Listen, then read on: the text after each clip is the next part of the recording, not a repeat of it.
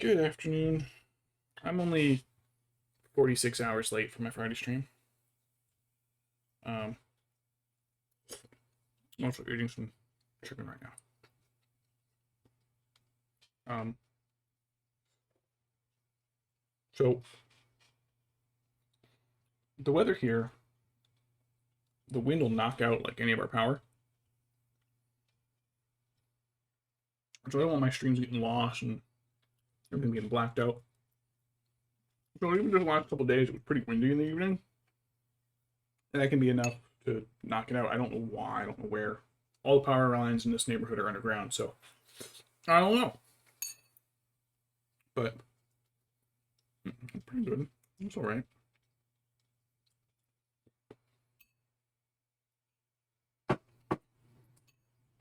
Um, Back by power, passing the ball back and forth to Sharon.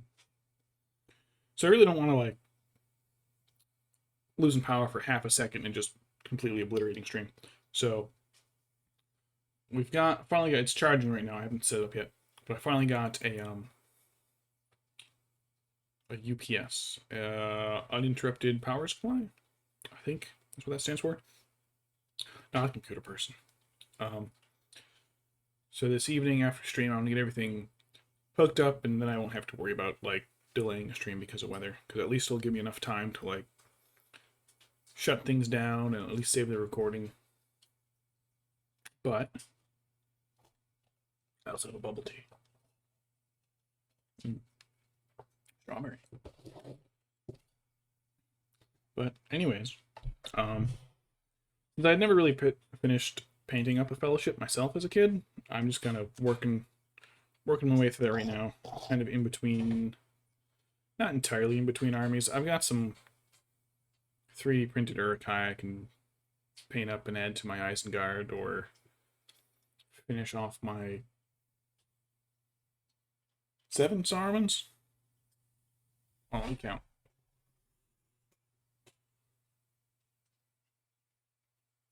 1, 2, 3, 4, 5, 6. 6 Sarumans. 6 Sarumans. I have another 2 more Galadriels and a Celeborn that I can do for my Lothlorien, along with a bunch of regular Wood Elves that I haven't done up yet. Oh, no, there's one more Saruman on a horse. That is 8. Add other little bits here and there. A couple Grimas, 3D printed Ward Captain. I've got the old metal Witch King on a Fell Beast I can do, but once you've been hammering away at an army for a while, it kind of like you need a break. So I'm gonna work my way through the Fellowship because I just never did them before. Like as a kid, I did the Hobbits. They didn't turn out great because I was 11, but you know. So did Aragorn last week. Now we're gonna do Boromir, and I have this one is my original.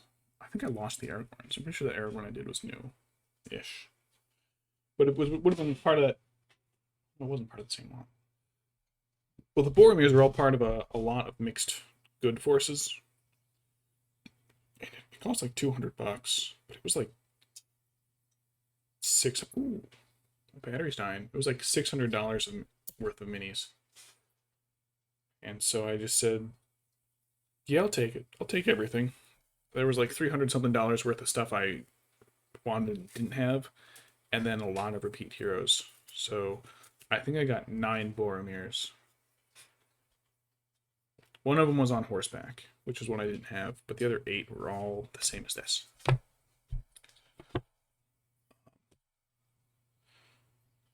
So I have a lot of this Boromir. More than I really want. But this is my original one, so I want to get him painted up. And we can keep working through the Fellowship, because I have a lot of repeat Fellowship members.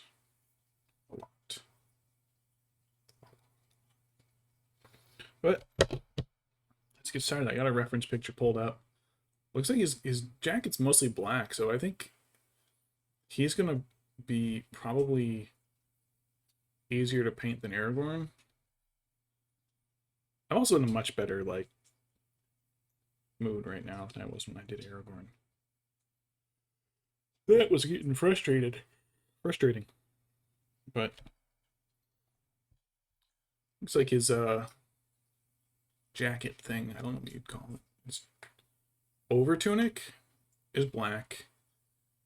Couple different shades of brown for the leather and straps, silver buckles, brown leather bracers, kind of an in-between for his boots. Whatever he's wearing under it is red, and he's got those the sleeves, and the sleeves are gonna be rough but doable, I think, because they have that gold, that yellow trim, like wavy edge, and then the little star patterns on them. That's gonna be a pain in the ass, but I think we can do it. We can work through it. But let's get started. Let me pick out some colors. So the horn, I might just do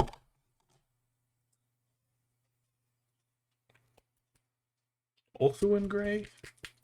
Is Ulthuan slightly greenish? I want to say it has a slight green tone to it. Yeah, it's pretty gray. Oh, it's kind of a... That one's separated. That one's kind of chunky. Should be fine. And then I'll darken the edges with the shades. Corvus. I'll use Corvus for his jacket and then shade it. Or do I want to... I want to Eshin his jacket and shade it.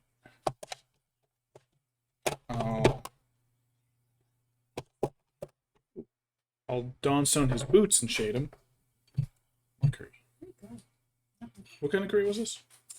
Thai curry, but it's the Kevin's or something. It's very good. It's Costco? Publix has it too. Oh, okay. It's not the one with the lady's face on it, the yellow box. That one has a lot of fat in it. This is like just chicken breast. Alright. I think that might be all the grays I need. Black and white for his eyes. Balls.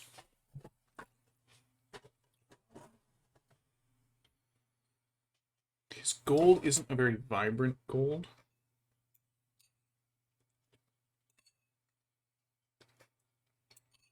Alright, silver is gonna be... I'm gonna use Liberator Gold. It's not a very bright one. And then Ironbreaker and Stormhost. Shit, fuck. Haven't dropped a paint in a while. Hey, at least it was closed this time.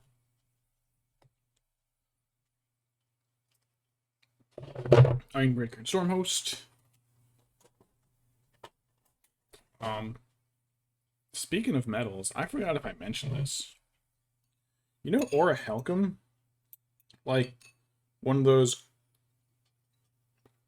classic RPG, super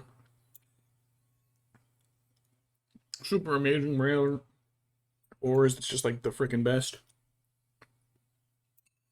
So first of all, adamantium, I just diamond, which is nice still. I mean, a diamond sword is going to be brittle as hell, but a diamond edge on a sword is going to be incredibly sharp and hard. But that's where diamond comes from. It's derived from adamantium. This curry sauce is really spicy. Aura Halcom? It's fucking bronze.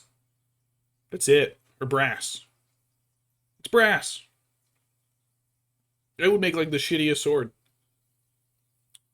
In games, it's always like the first weapon you get is like the iron sword, and then the next one is like a steel sword. Steel sword's the best fucking blade. It's just always the best blade. A brass sword would suck. It would be so terrible. It'd be heavy. The edges would still be kind of soft. Wouldn't hold an edge very well. But no, that's what Aura Halcom is. I was so mad when I found that out. This curry sauce is real good.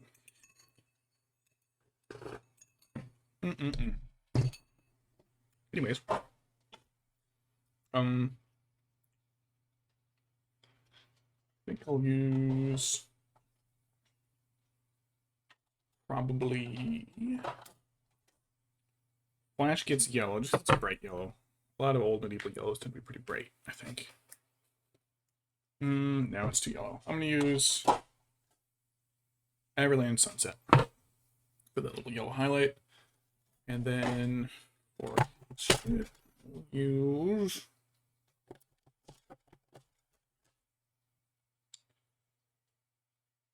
Gale Vorback red as the dark.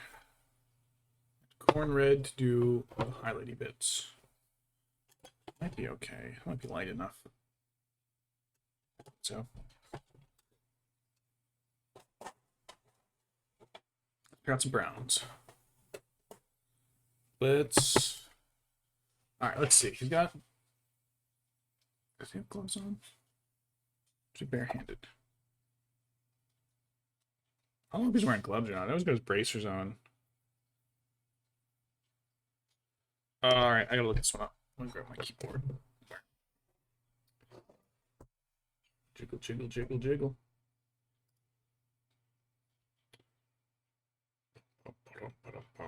Boromir's gloves.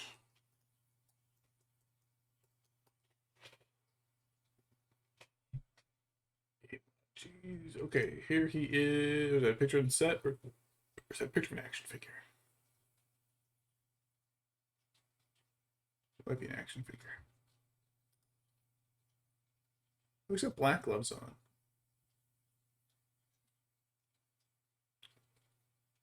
Okay, Boromir wears black gloves, so I don't have to do his hands. That's nice. I'll do his hands the same way I'm doing his tunic.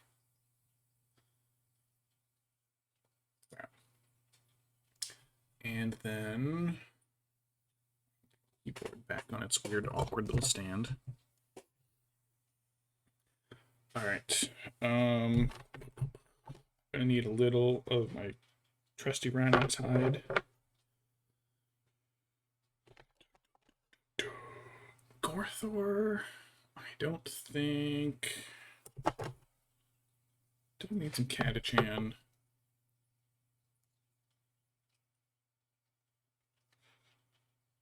Maybe not Gorthor. We'll need some Morn Fang. And then his fleshy colors. All right, let me open up this flesh color box again, because I've only used it a couple times and I really can't call how good the colors are. Black wash. Oops. Oh, get back in there. I fuck. I bent shit. Parasite brown. That's a lovely skin tone. Heavy sienna. This one does not have it. Dark flesh tone. What did it do? What's their instructions for Caucasian people?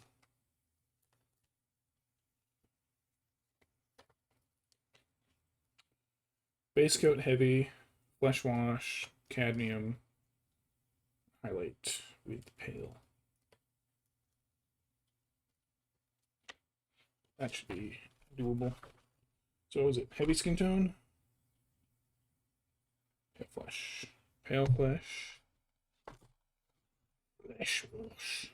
Cadmium. Heavy skin tone. Wash. Flesh wash. Alright.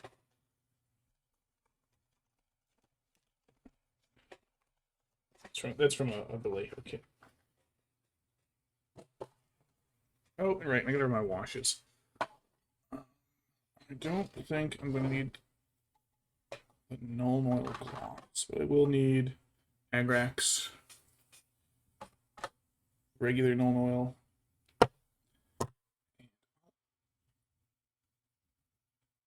I'll also get bird coat to do the sword is horn.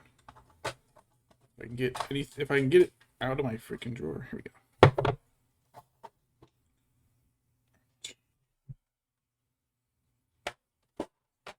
All right, so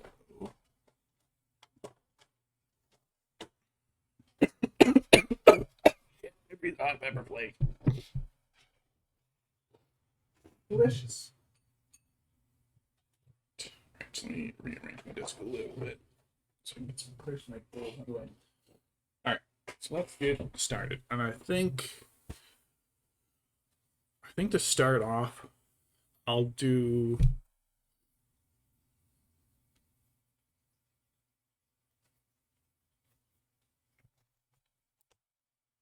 the boots,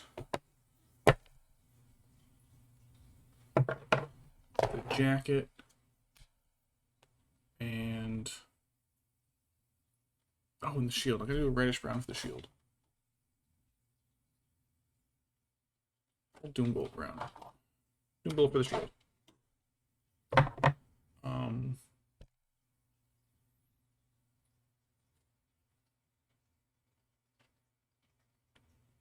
Yeah, I can do like everything, and then the jacket, then belts. All right, so I wish I had. Well, you know, you guys do a pretty good view of the lighting. I don't have a great view of the lighting. You guys do. Sweet. All right, so let's. Here's the brush I used last time. I was doing pretty damn good. Plus, I'm gonna take better care of my brushes. So this is all base coats. I'll use. That's real stiff. It doesn't even have a point anymore. It's got like a little curved hand on it. All right, so Galvorback. Garbage brush out for mixing.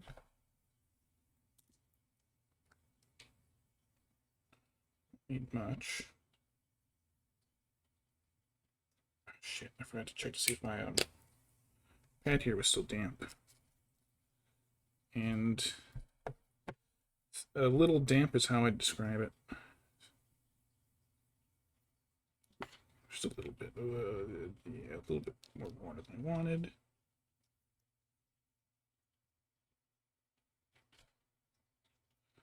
Shit around in there a bit. That ought to be enough to dilute it. Just enough. You can see the water's kind of flowing into it from the side. Whoops. Whoopsie.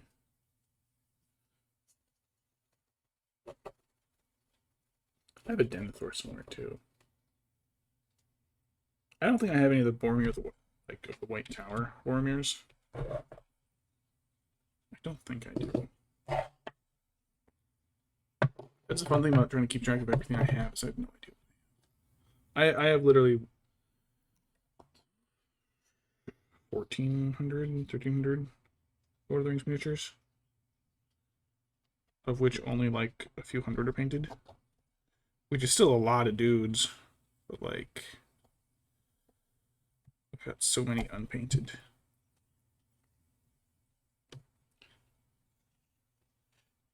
Oh, that kind of that works. Yeah, just even that little blob was way more than I needed. But it looks like I thinned it a bit. I thinned it a bit too much, so we'll have to go back over. I glued him in the base because his jacket's black and his underside is like completely flat and covered, so nobody's gonna look under it unless they want to.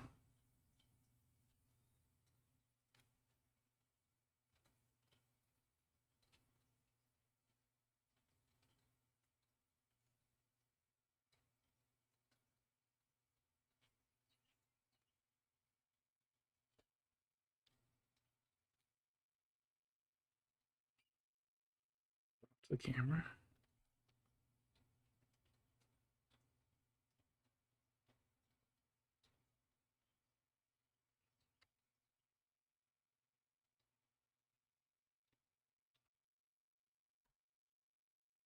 Hey.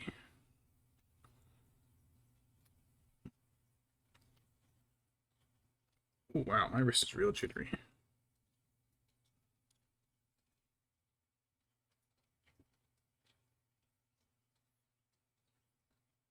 It's hard to tell what's what in this corner. So many little folds of fabric coming out here and there. Okay. So I always do the recessed spots first, because I'm definitely painting over bits of his shield and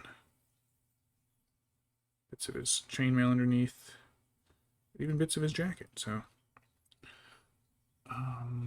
what's the back side of his shield? Is that just wood?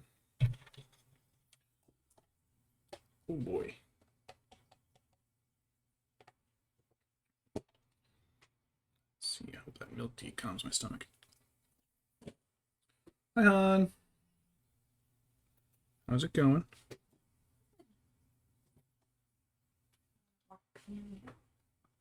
Yeah, he'll start crying. He's a baby. Oh my goodness.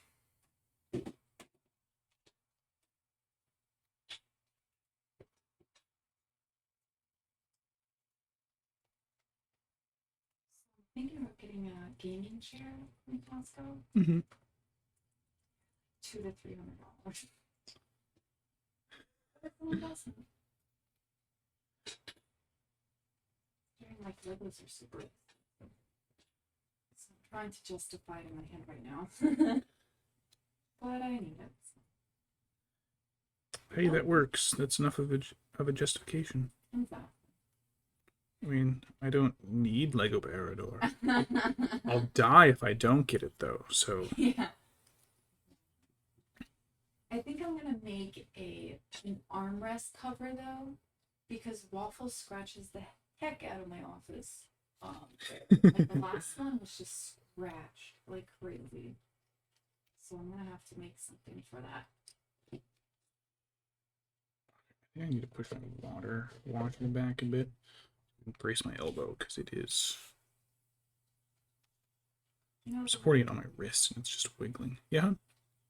when I'm working with the blue wood or the green wood, Uh-huh. the more I'm realizing I think I want it to be pink. The house. Pink or magenta? Pink. Like the cherry. Cherry wood.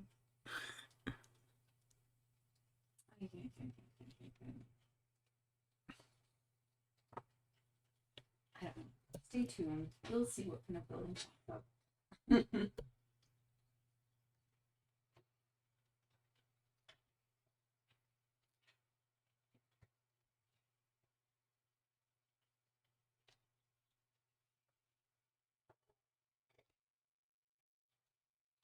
Got rid of it. Is it the battery or is it the switch?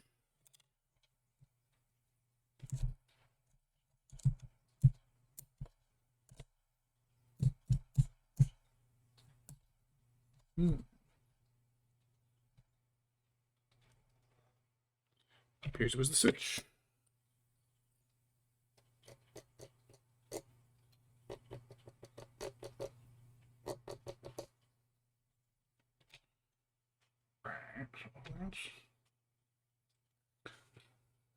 There's the red.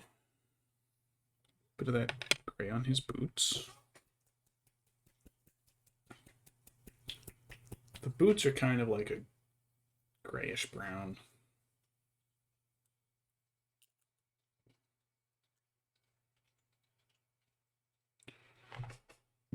I'm just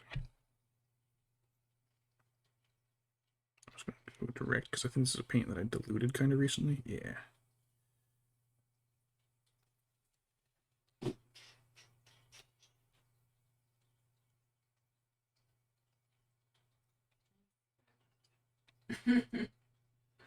Burn the whole town down, start over. It's just I love that pink and white contrast. I really also like the blue and green.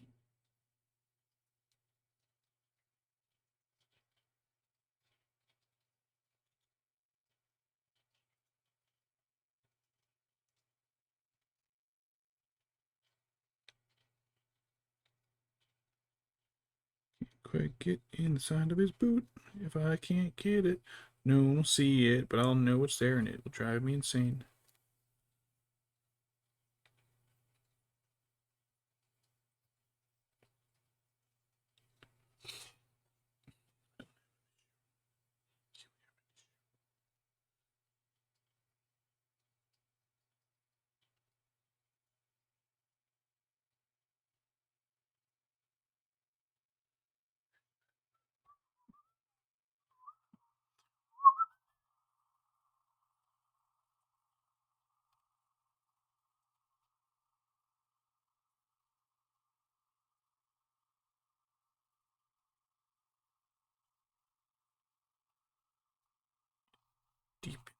Uncles.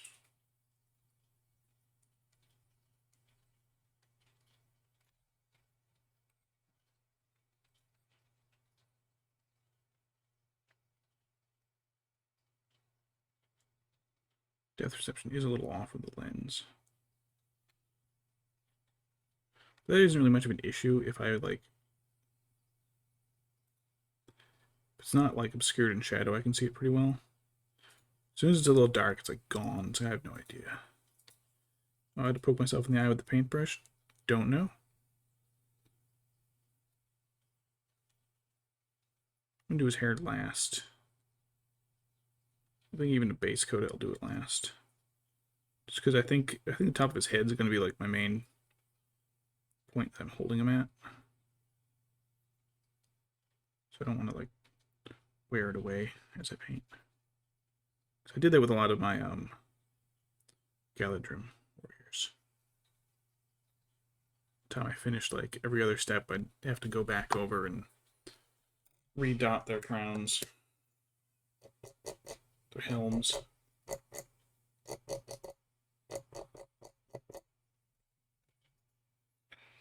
so I should be able to start with that. Alright. So he's got the leather bracers. So I think I have to go through with a little bit of black just to touch up the cracks. Not the cracks, the gap between the bracer and the red sleeve I did.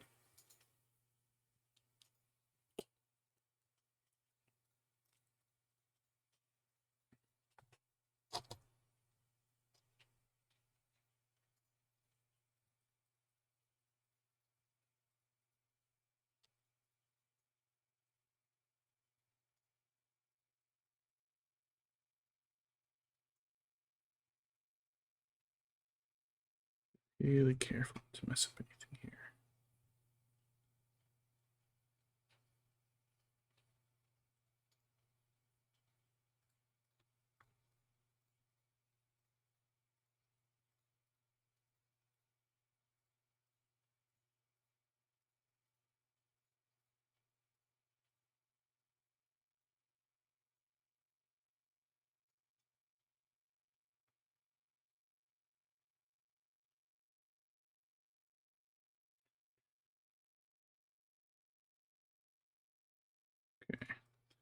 That's why it was kind of hard to tell what was what. There's a little bit of the sprue here, not sprue, the mold. Smooths out the bit of chainmail right there. So on one side it's all chainmail textured, on the other side it was smooth.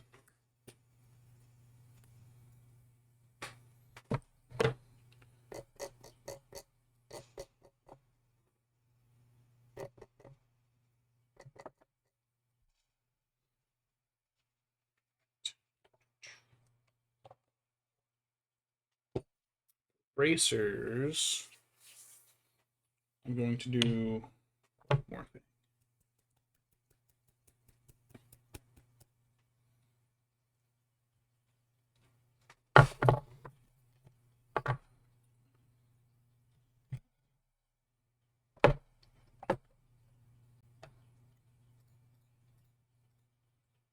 Got some here on the panel already, so can I smear and reconstitute it?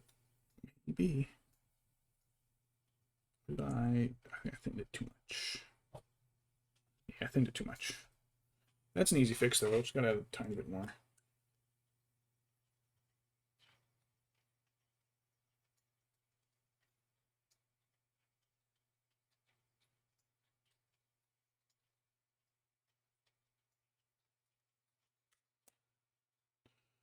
Just save a little some for his hair.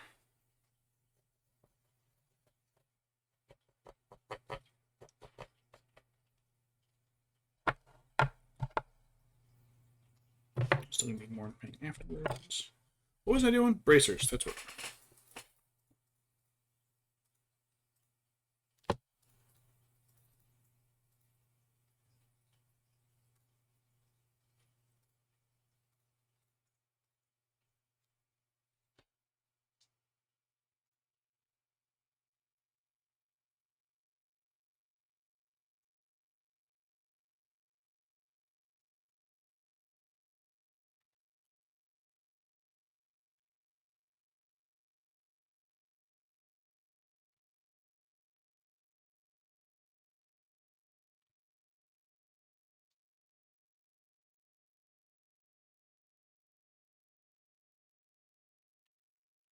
Do, do, do, do, do, do, do.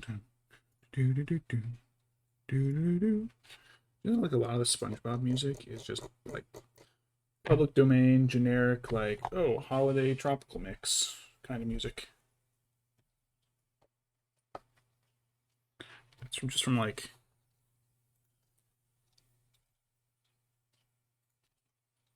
not public domain, that's not the right word, but like kind of public domain. It's not like they had someone on staff make all the music. It's just kind of like, oh, if you go buy this,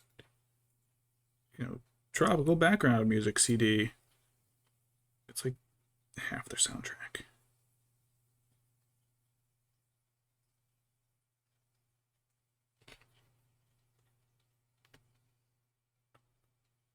Like the first couple episodes, there's like some of Tiny Tim's music.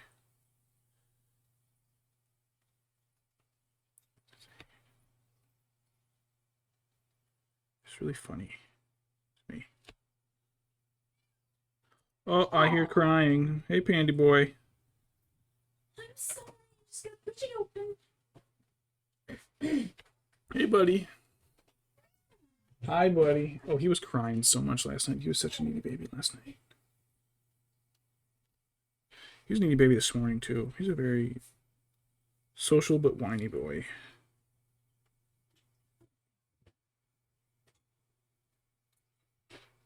What a wimpy little bitch. Love you, buddy. Has to be one of my top 5 cats in this house.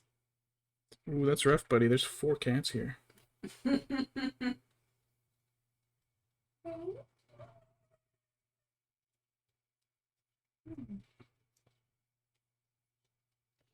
Top 5 pussies in this house, but we only have 4 cats.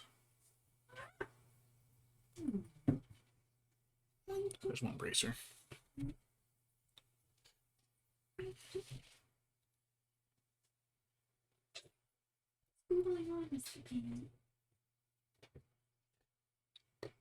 This brush is split a little bit at the top.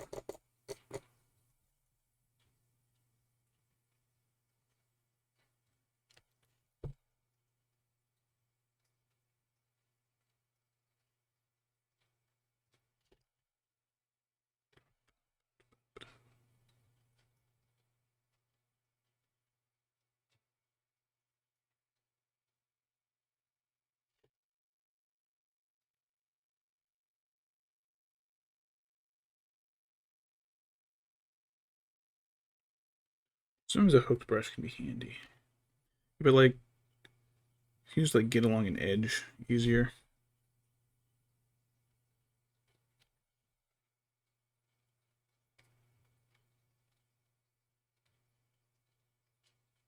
It also means you've like kind of really screwed up your brush in the first place.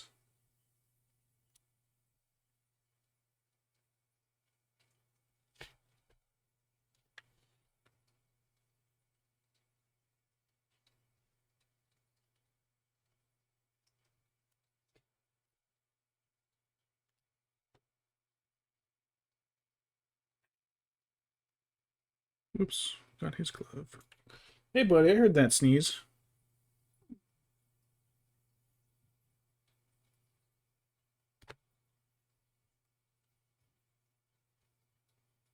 Father, I am sick. Sick of my brothers being allowed to be happy. Sorry, buddy. I know you seem to be personally offended by watching any of the other cats, like, relax. Or be happy, or anything. They get so jealous of each other, it's so fucking funny.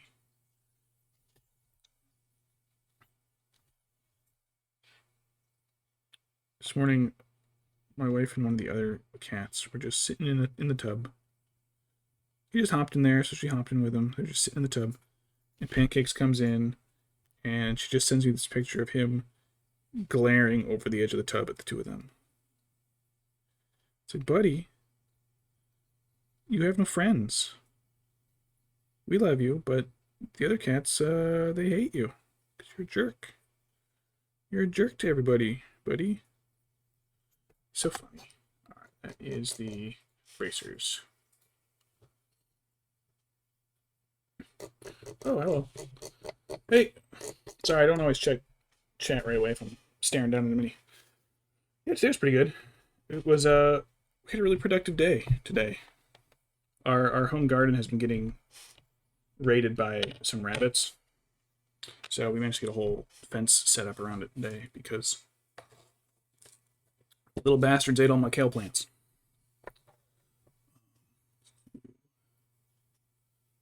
Damn rabbits.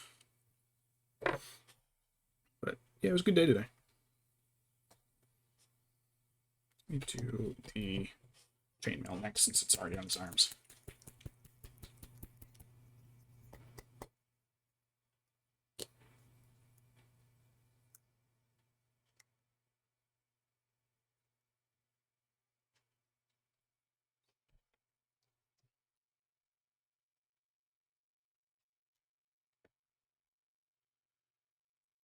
So we got a bunch of chicken wire and stakes and poles, and we managed to get it all fenced in. And there's a couple odd spots in our garden. Like we have a couple trellises in it, and the one trellis is just in the garden, so it's fine. But the other one reaches out of the garden because we learned the hard way that some of the vegetables we plant go absolutely wild with their vines. And so we set this other trellis up just so their vines can go out of the garden and leave like the fruits and other stuff behind.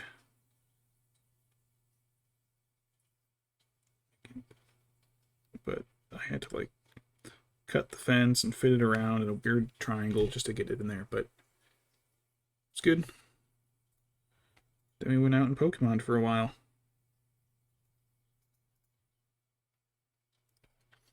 Alright, since he's good, I like doing their chainmail more bright and noticeable. So just like doing the whole thing silver. And then brushing it. Look at the back of the shield too. And then brushing it with the shade. Oh, I do need the gloss for that, actually. Let me grab that normal oil gloss.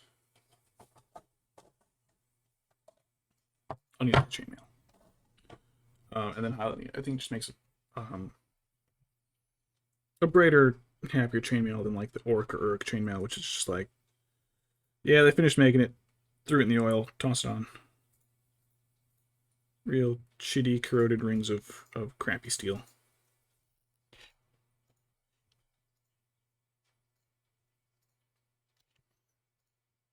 was looking up some brush care stuff, and apparently, like, you should have like separate brushes for metallics, just because the way they the little bits in the paint work. Like, you should even wash them separate because the little metallic flakes will get into everything. And that can mess your brush up. It's like, damn. I only spent $4 on the brush. I'd almost rather do none of that and then just spend $4 more later in like 6 months. Actually, I only tossed a couple brushes in this whole year or so, but still like, oh man. The effort for the cleanliness is not worth the cost of replacement. Sometimes. Depends on what, quality brush you get too. I get mine from Michaels, so with a coupon. So hey, I'm not concerned. How do I find, or where do I find sea lanterns? Ooh, sea lanterns, those are fun. Yeah, you know the sea ruins? There. Oh. Yep. However, if I were you, what I would do, I really should make a thing. Alright, if you go take the Copper Bridge train, just over towards that thing, I do have a little overhanging platform. If you go there and hop out shortly before it, take a little bit of copper with you and some ladder, and just like hop off into the water and then build a single little pillar down. I gotta touch up that sleeve. And then like just build like a little dock platform you can crawl up and down from. Also take with you a couple boats, just in case they shoot one out from under you, as well as a trident that has loyalty. I gave mine to you. Then go. I think it's my box. Oh I no, don't it's. want to lose that. It's okay. I think we might have an extra one in another box somewhere. Yeah. Just put. It's not urgent. I'm not having it. Just put. Okay, I'll get it later. But like, if you have like impaling and loyalty, every time you throw it, it'll come back to you. Yeah. And you just stand up on the platform and you just shoot those guys for a while. And then every once in a while you hop in the boat, swim around real quick, and pick up all the little things they drop. And then that's what you use to craft the sea lanterns. Oh. They're bits.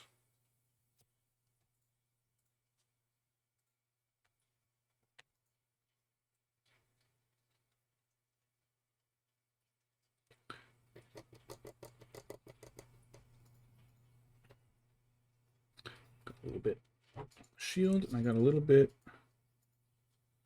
on this one.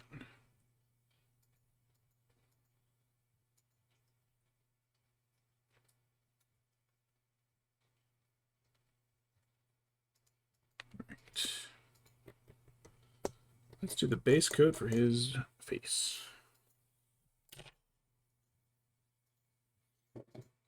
I've been playing a lot of Civ 6 again, and Sean Bean narrates that.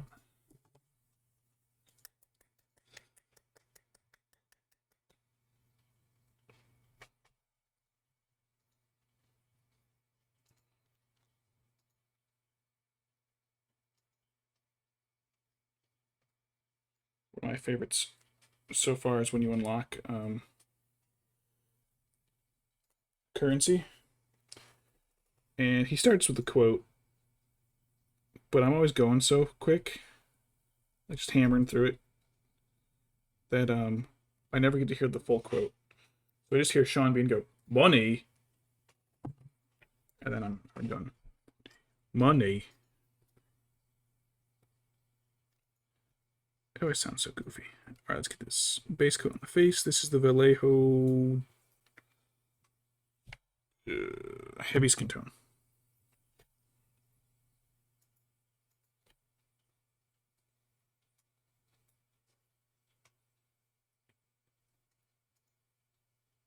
Down to his neck and against his hair.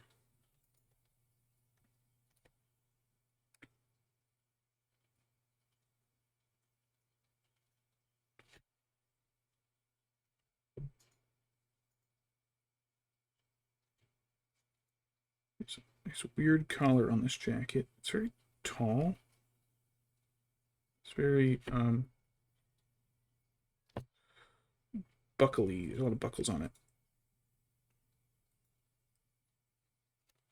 His jacket looks like a scene kid.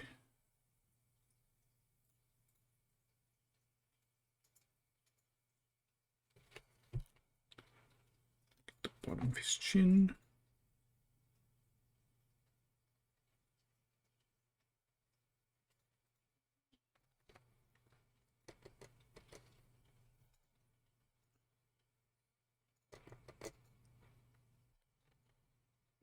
Take a look at that.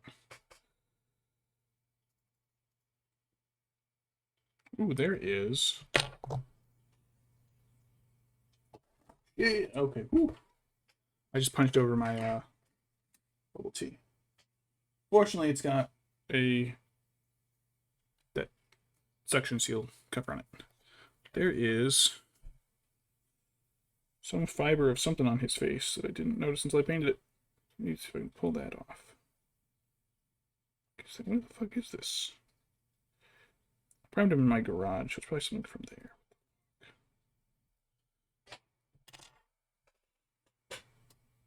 Can't seem to grab it. I got it like partially off. What the hell is this? Several of them. Oh gosh. All right. All right.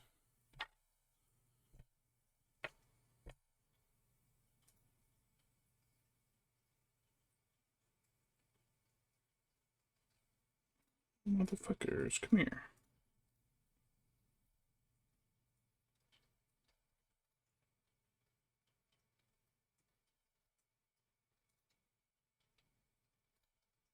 What is this? It is on there, whatever it is.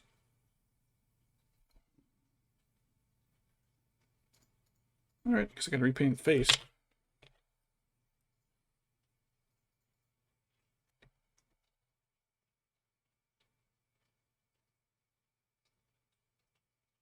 It's okay, I need to do a second coat anyways.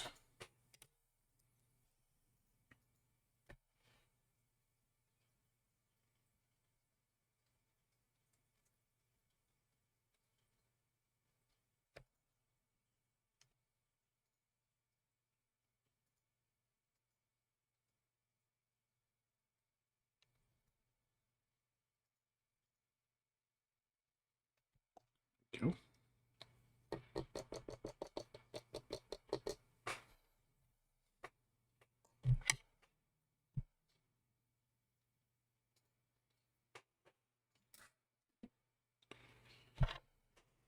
I think we're good to do his jacket now. I think for the most part, like besides his hair,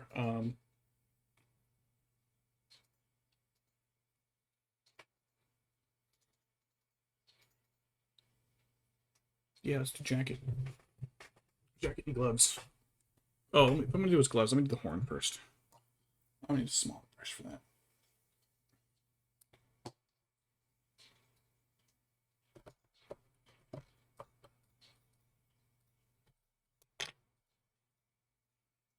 Just gold.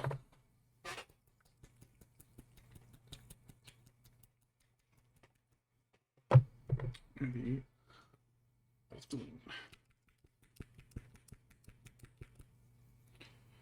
Let's get the Ulthwin in there. I think because it's not white, it is really pale gray. It's really runny. This is one of the old paints, so I think it's, yeah. Even without diluting, you can see it's really thin. I think by using a non-white white, I think I'll be able to wash like in little bits at a time, and I think that'll kind of give it a make it look a little bit more like horn.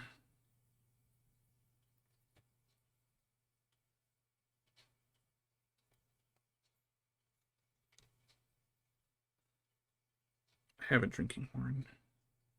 It's in storage. I should probably pull it out and wax it so it doesn't crack.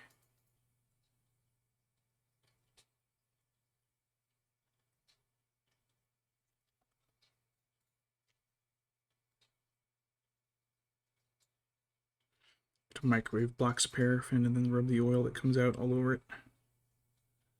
Ooh, that was a big glob on there. The fuck is that? Oh, it's my brush. It's my other brush.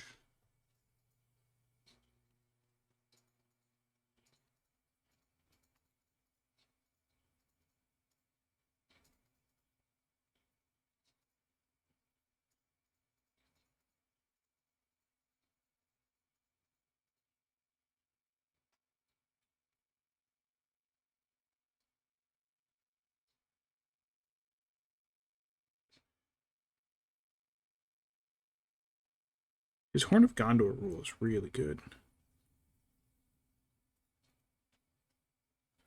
If you're outnumbered, you can make them take a courage test, and if they fail it, just automatically wins the fight. Like, holy shit.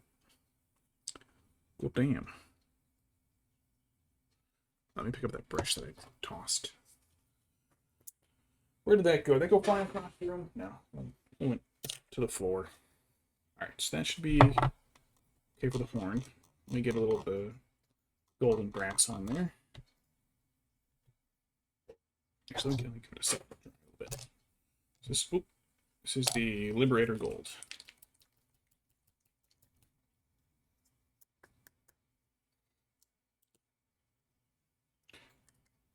Shit, while I have it out, I'll do a sword. I don't want to keep bouncing around these colors. I might as well take care of them all at once. Alright, so this outer ring is buckler. Is this a buckler or is this just a shield? I think it's too big to be a buckler.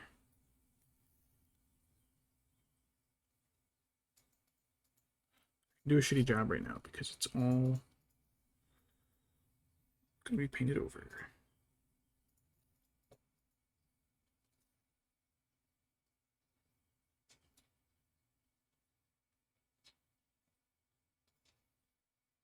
I'll do a second coat on that.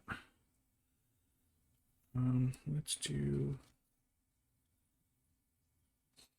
the full hilt of the sword.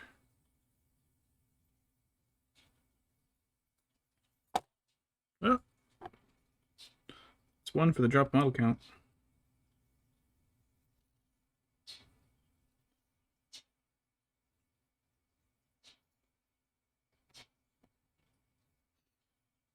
When I was in high school, we had a student teacher who kept saying "all right" after every single sentence, and I had classmates actually like tracking how often she said "all right" in a class, and the actual teacher caught on and noticed and picked up that every time this teacher said "all right," one of the other kids would mark a notebook. I don't believe she got hired.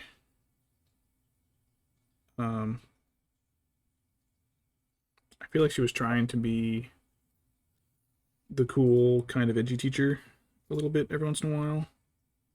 It just wasn't appropriate.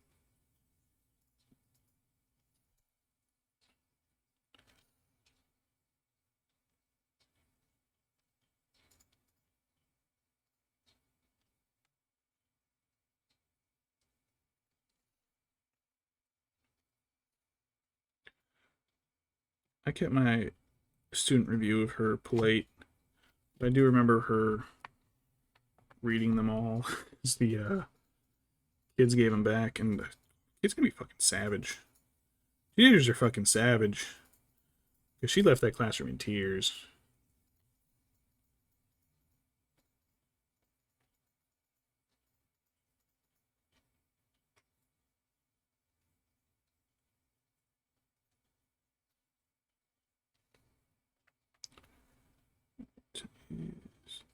Okay amount on the. Did I get all the hilt? I think I got all the hilt. Alright, let's get the mouthpiece.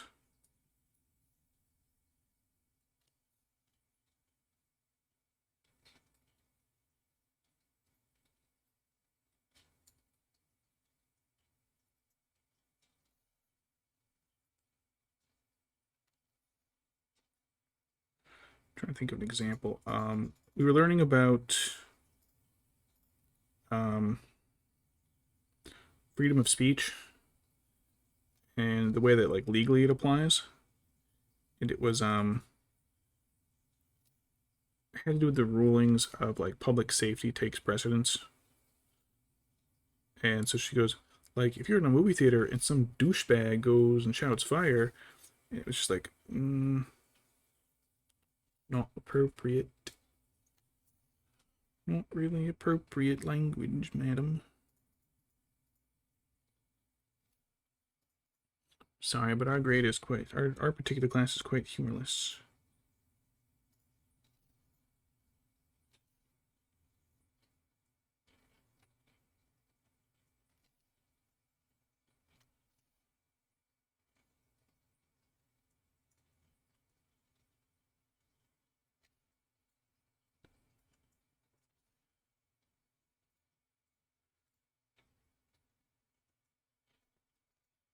I had a couple other student teachers. I'm trying to think.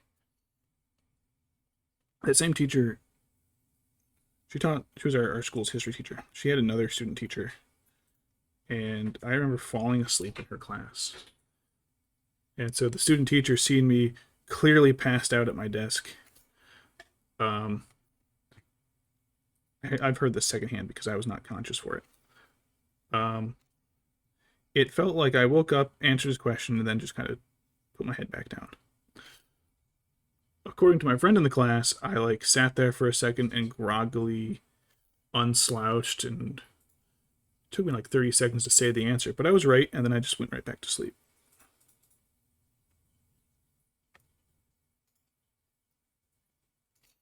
Alright, this is a little trickier. This is going to be right next to his hand. As far as I knew, I set up, answered, nodded off. Right. How much of this sticks out? Not much of it sticks out around his hand, but there's a little in next to his glove.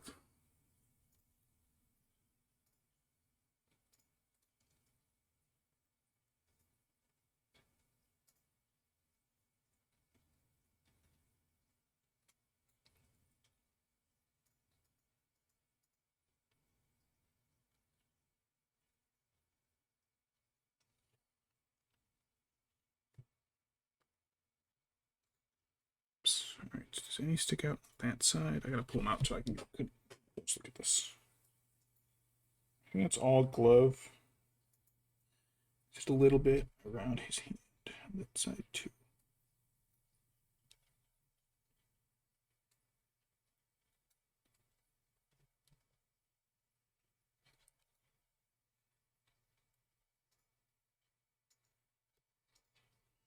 Yeah, I think that's good. Let me add a little bit more to his sword hilt though, because that is, oops, headbutt it, because that is a little dull.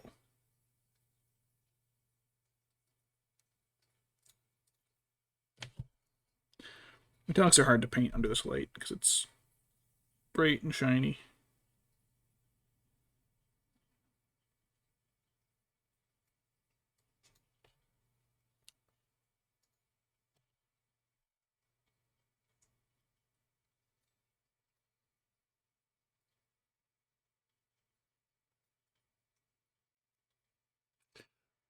There's going to be other little gold bits around his, oh right, his shield, around him, but because they're accent bits to other things, I'll do them afterwards. Like I'm not going to do his buckles and then paint his jacket.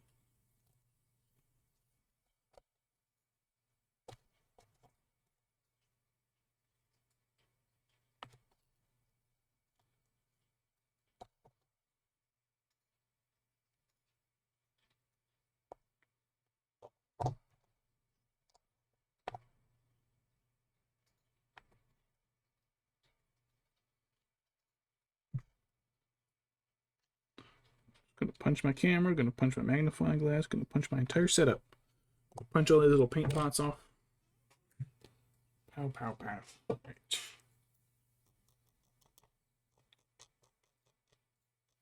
So,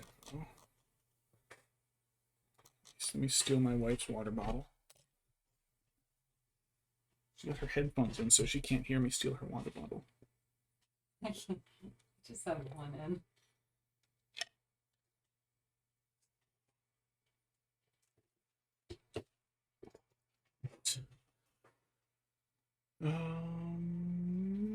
Jacket and gloves. So I'll do Eshin. Chorus, I think, would be dark, like the main tone. But since I'm gonna wash it, I'm just gonna do Eshin and then wash it like maybe twice.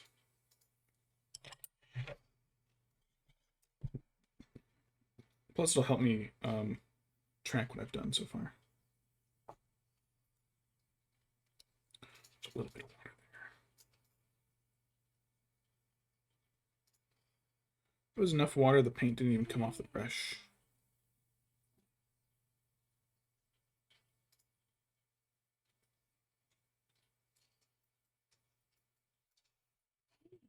Did you get blown up again, hon? Yeah.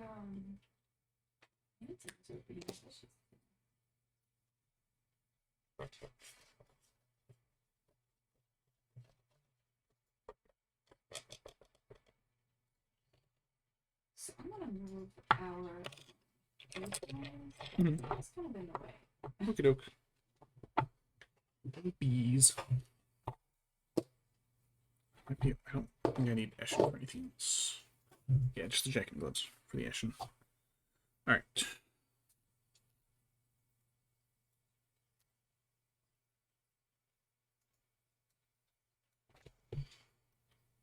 It wasn't too thin, so it is going on okay.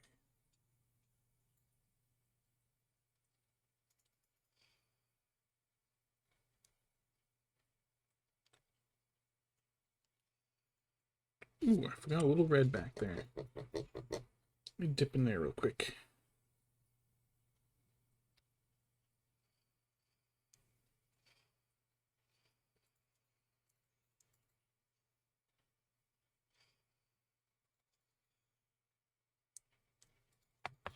I'll give that a little second coat in just a second.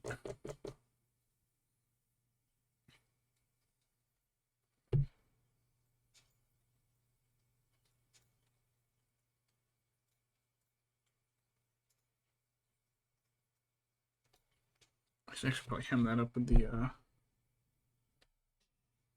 actual corvus inside here out. I don't know how well the inside is going to try to avoid shading the inside.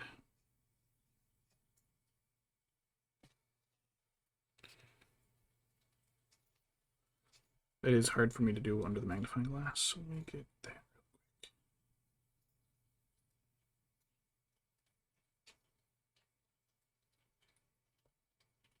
Alright.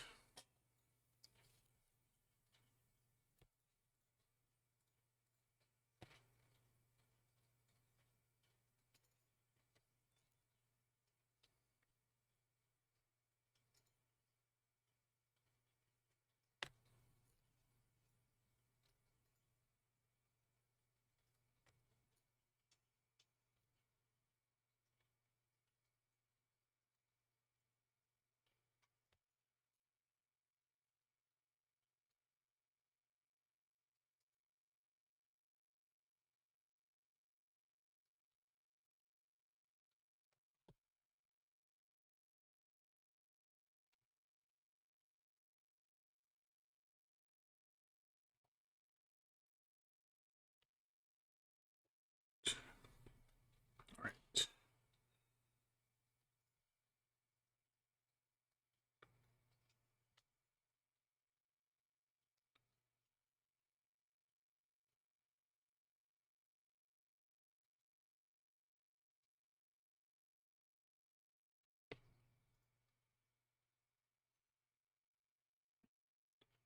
In and around his sword here, which actually isn't too bad. It was real rough on Aragorn the other day. That was hard to get in there. Even though his didn't like loop back in on itself like Boromir's sword does. It's kind of like the odd angle with weird surfaces and straps under it.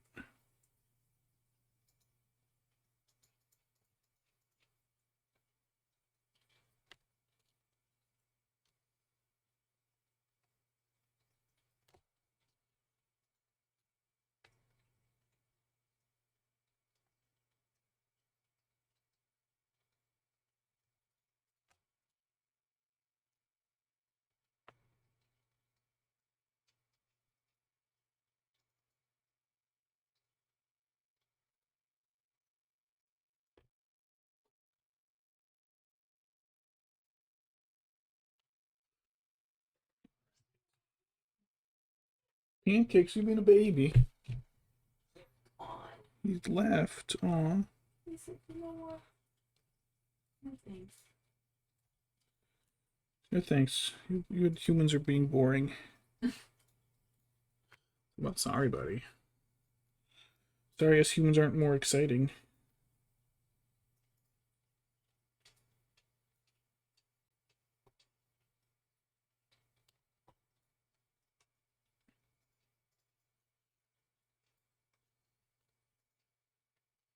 Tilting it so I can get underneath.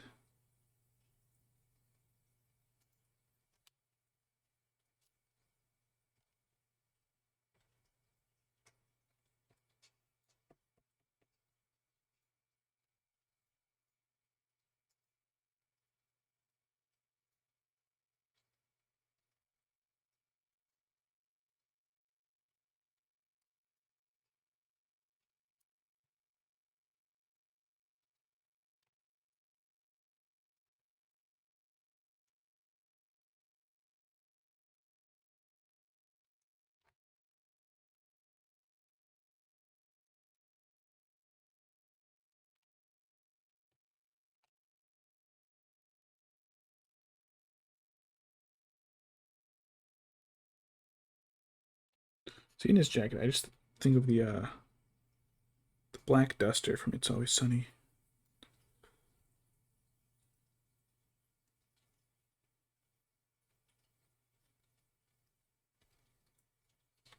Is that Dennis's or Max?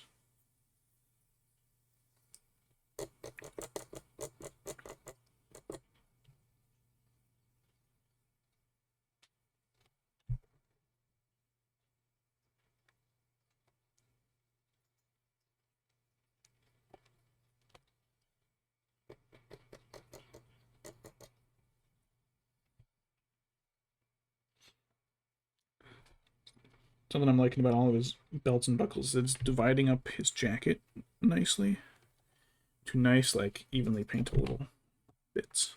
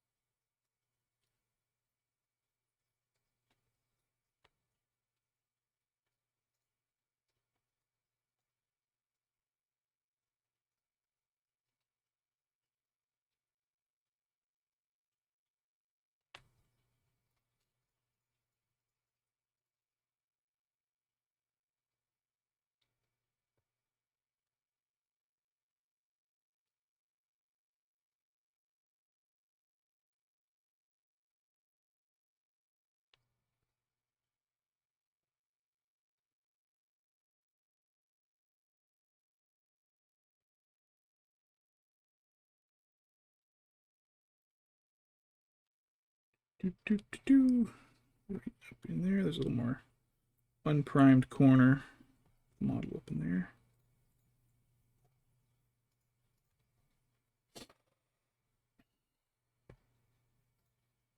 Plus, if I need to highlight, like, Ashen's a good highlight for the very edges if I need to at the end.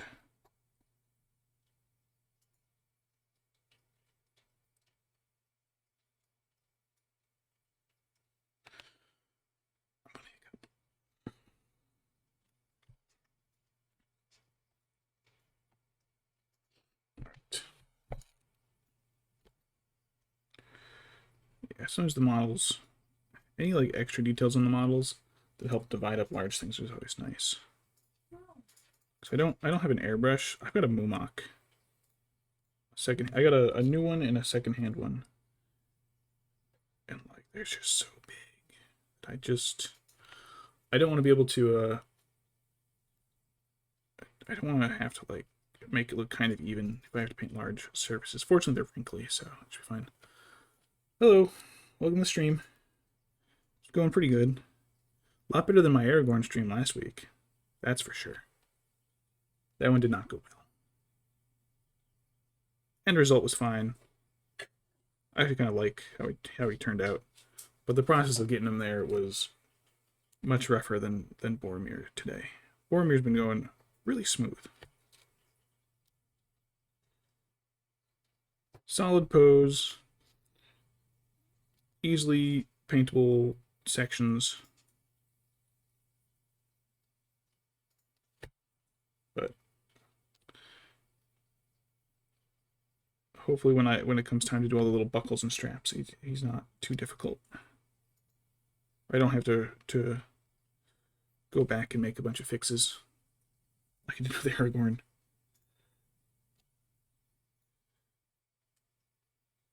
But my one Mumok, it's got the glue on it is weird. Like it's still soft and gummy in some areas, and so I gotta like want to get an airbrush at some point to redo it, but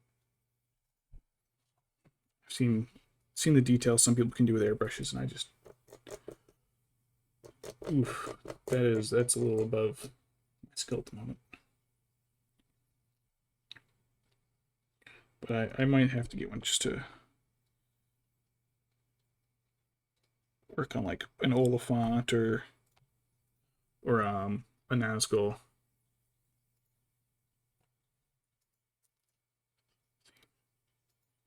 Oh, Actually, I do. I actually have some. Let me finish this little edge of his jacket real quick. I have them right here in arm's reach. All right, gotta move that Moonlock. Gotta move that. Let's see. I don't know if I have the paperwork that came with them. We are in this pouch.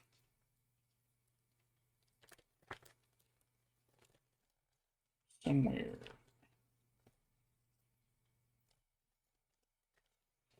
There's the Rohan ones. Here they are. Found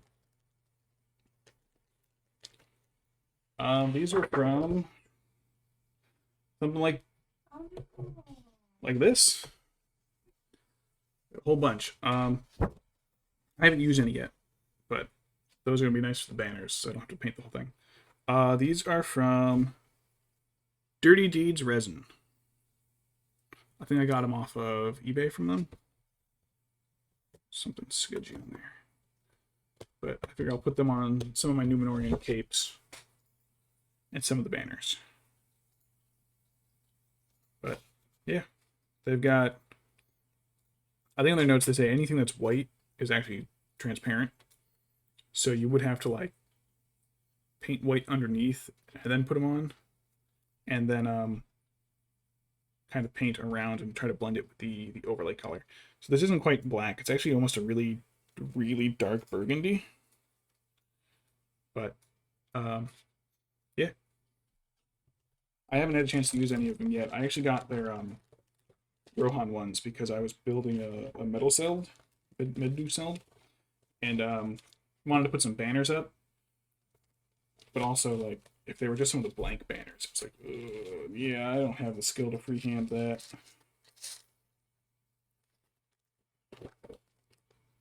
One of the guys in the game does have the skill to freehand stuff. It's kind of insane. Just watching him paint, he just like freehand straight line edges on the sides of cloaks and capes. It's like, okay, maybe I'll sip you a few bucks to do that for me because I can't. Yeah, I want to say 14-ish. No, that seems too high. I don't remember what I paid for them. It wasn't like a super high amount, but yeah. So they do make some transfer sheets for. I think he only has Gondor and Rohan. But to be fair, they're the only ones with any kind of complexity to the banners. I guess some of the Rivendell or the Lothlorien banners are with their little geometric shapes. But I think because those are those had been typically printed into the banner, I don't think it was much of a need for them. While the some of the Gondorian and Rohan banners were just plain flat. So you really needed something to get the pattern on there.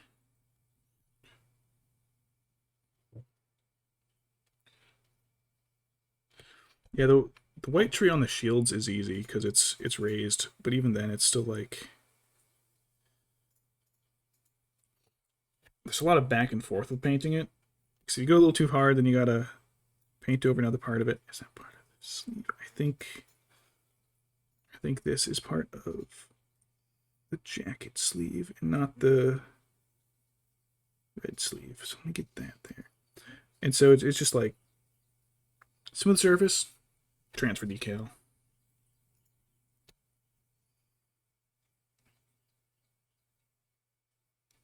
But I haven't had a chance to use them yet. But I've got Gamling or Hama. One of the guys holding the shield up. I've got some Numenorians that I think I'd like to put the probably the trees on their cloaks. Oh, so those blue ones are blue ones are nice. We'll do those on I forgot their names. I've got a few Citadel Guards or something like that. I think it's more the jacket sleeve. What you got, hon? If it was like in the shape of a bee comb. It's cute. That's Very cute. I mean, that's not very If you get some of the yellow and orange glass paints, you can fill them in and just make like a big bee themed stained glass. So cute. Yellow glass and what's the other one? Orange glass. Like the panels, right? Yeah, glass panes. My wife's building some more stuff in our Minecraft town. She's building a little. Was this for the flower shop, hon? No, this is Like a separate little beehive area. Yeah, because I have to get a lot of the beehives out of the area when I'm, as I'm building the flower shop. Yeah. And I decided I was just gonna do some rearranging because we just had a bunch of beehives everywhere.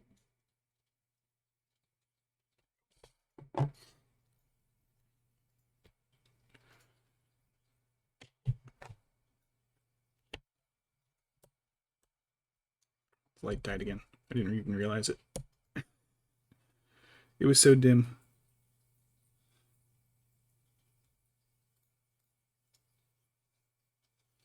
It's hard to tell what is going on with his collar here. It's like it's part of the jacket. It's almost a high collar. So many little buckles in the way. I think that's good. I can't really hold my hands steady. I have to really freehand patterns and designs. I did a good job on my LotR ones, but that was kind of like I said, a little back and forth where like I'd have to I'm gonna sneeze.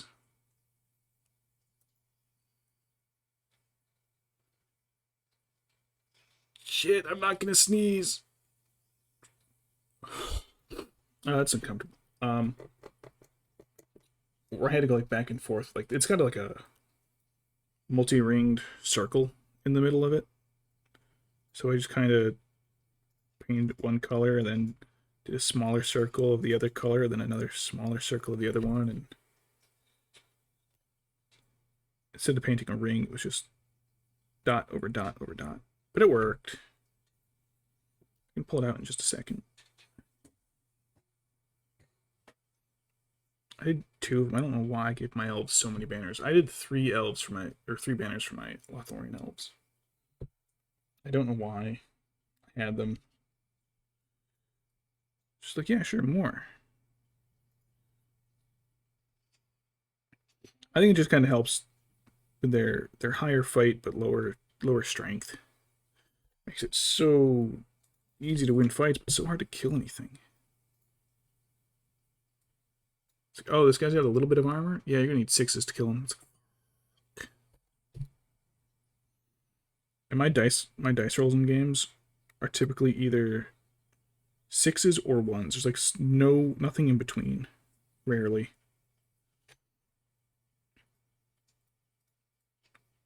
I've had games where like mathematically I'm good. I am in the clear. Statistically speaking, I am going to absolutely destroy everything. And it's just like 1s and 2s, 1s and 2s, 1s and 2s, 1s and 2s. But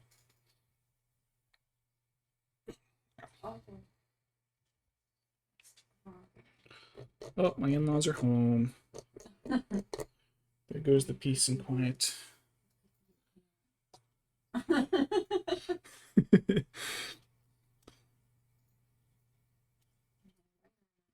You were very right. Thank you. I love you too, hon. So cute. Excuse me. Oh yeah, Boromir can kill the heck out of anything. It's the elves that can't. Boromir is I managed to like luck out with like Angmar and paralyze Boromir whenever I've had to fight him. It's the elves that like their bows are only strength 2. Or no, elves are like strength 3. Strength 3, like, isn't great if anything has armor.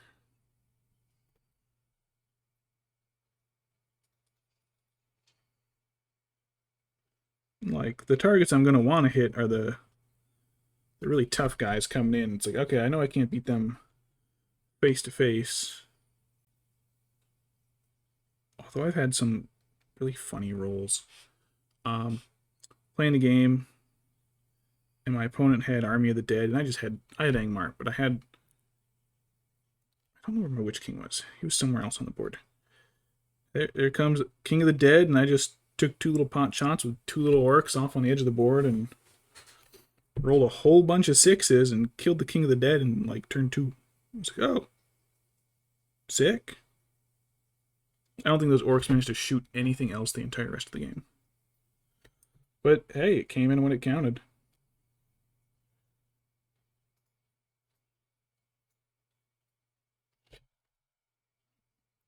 One of the good things about Middle-earth, though, is that it's a very balanced game for the most part. There's a few, like, they made I think a couple of the armies for the Hobbit are a little overpowered. Because, like, in terms of, like, selling and merchandising, you're going to want people to suddenly buy the new armies after... God, when did those come out? When did the Hobbit movies come out? Early 2010s? I saw them with my friends who we had to reunite. Some of them were in boot camp, so we would have been early 20s. Early 20s? Yeah, okay. So the late 2010s. Alright, that should be the jacket and gloves. Make sure I got everything. Missing some shoulder. While the other ones had been out for like another 10 years. So it's like you gotta add some changes in dynamics, or else it's just like, this is the exact same army, they just look slightly different. It's like, yeah, the Gundabad orcs and the Angmar and Mordor orcs, gotta differentiate them a bit. Otherwise, you're just getting orcs in different shapes, that's all.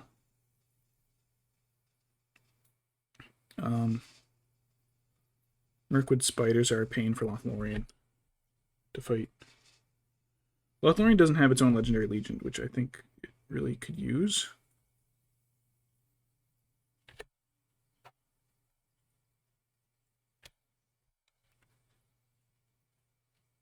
They can show up in the Rohan army, but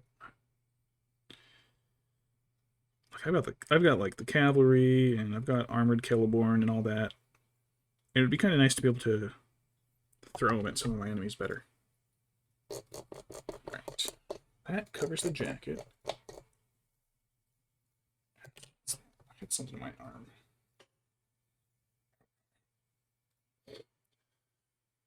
Let's see. So I guess now would be time for the straps. Right? Oh, he's got the scabbard on his hip. What color is that? It's kind of that's the lighter brown.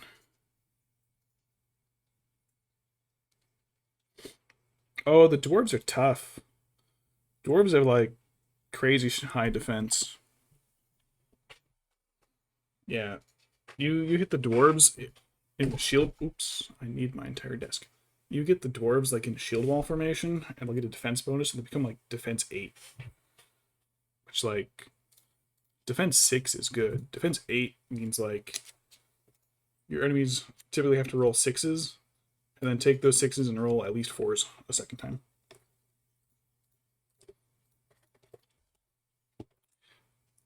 I think if they're hitting on 2s, it would be 2. Let me see. All right, if your strength and defense are matched, it's a 50-50, so you got to roll 4+. So that would be 2. D3, 4 would need 5s. D5, 6 would need 6s. D7s would need 6 4s. You need, if you were shooting at them at dwarves with orcs, you would need to roll 6s and then 5s. Dwarves are tough.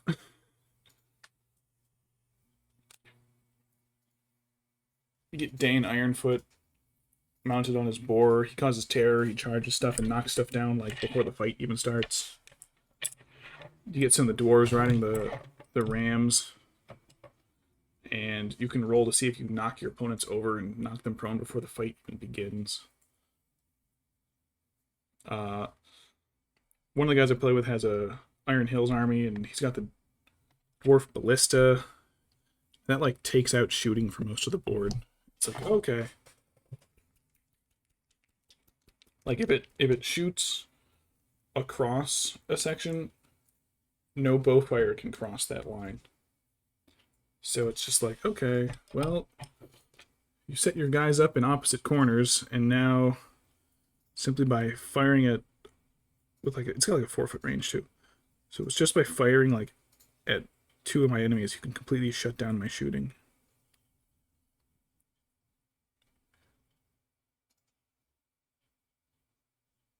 But I've got some Dwarven Rangers, and that's all I got. I haven't used them. I've never gone against them yet, but someone had a lot, and I was like, yeah, toss them into. I don't want any of those guys yet.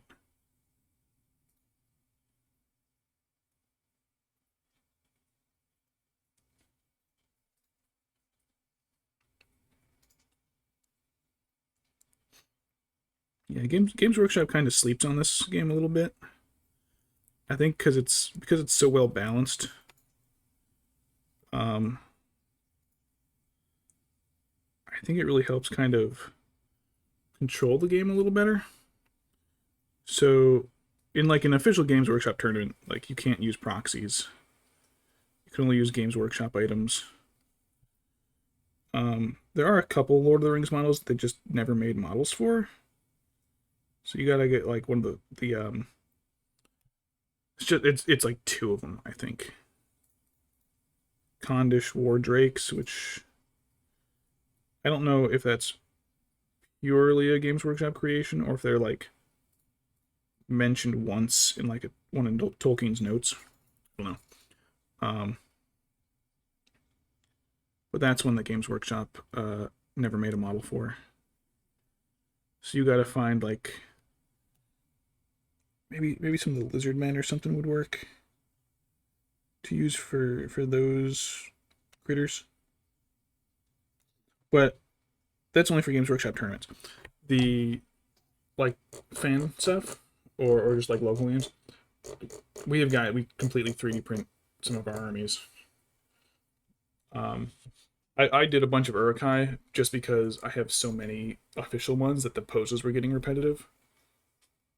So I was like, okay, well, I can't have 20 Uruk-hai Berserkers and only 4 poses between them. That's... doesn't look great. It looks, cartoonish. So I bought some files, printed up a bunch, and pretty much everybody in the fandom just like, oh yeah, sure, bring whatever you want. Because I don't think it's not very pay to win, really. If that's the right way to describe it. Because I've never played 40k or Fantasy or Sigmar. But from what I've heard from other people is that an army will get an update and they'll get a new unit, and that new unit will just absolutely slaughter. And then people complain, so they'll or it'll throw off the balance. The people won't complain, it'll throw off the balance. And so you'll start seeing more of that army in tournaments and stuff. And so they come out with a supplement for another army with its own powered up unit, and that throws the balance off again. At least that's what I've heard from 40k people. Lord of the Rings doesn't really do that. We're getting some new models for Arnor, but it's like they're literally showing us like one model at a time. It's not like they're having whole armies. People have been hoping that with Rings of Power, it'll at least get us get Games Workshop involved in not with Rings of Power minis, but with like the Numenorian factions or the old Elven factions. They want a few more for that because there really was not much for that at all. I think the Numenorians are like Elendil and Isildur, and then some spearmen, bowmen, and swordsmen, and that's it. So they're hoping that at some point they'll get a little more, but because it doesn't update often, we don't get a lot of like forced burnout of armies, really. Like you don't have to worry about someone's new army coming in and just absolutely trouncing everything so they can sell more because they're being a licensed third-party property. They can't really just go all in with creating new stuff. It's really got to fit with the lore and some obscure Tolkien notes. LotR is a good example. Small boy. That is not my boy. You can't see my boy. There he is. Yeah, there's like one note in the Silmarillion about a couple vampires, and they're like, that's all we need. Big vampire. Oh shit, I crushed an orc. He'll be fine. He wasn't one I painted. And he was 3D printed, so I can just print a new one if I need to. So a lot of it has to like keep mildly within, well, not even mildly, it has to keep in like pretty accurate with a lot of the main lore. So the longevity of this series has been going pretty good. Like I said, this individual model is 20 something years old. I got this for Christmas one year when I was like 11. Let's see, the movies came out 2001. I think the game was released around the same time. So yeah, this guy is 23 years old.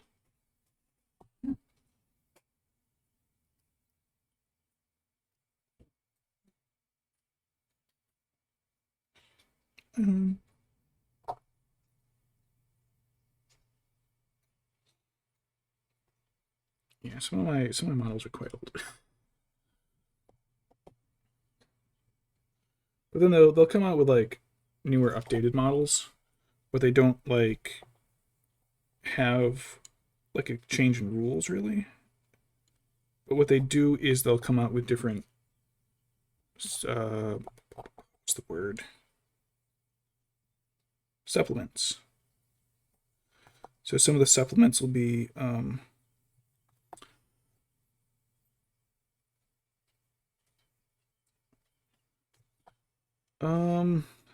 usually around 1,000 is kind of the larger end. Some big stuff might do 1,200.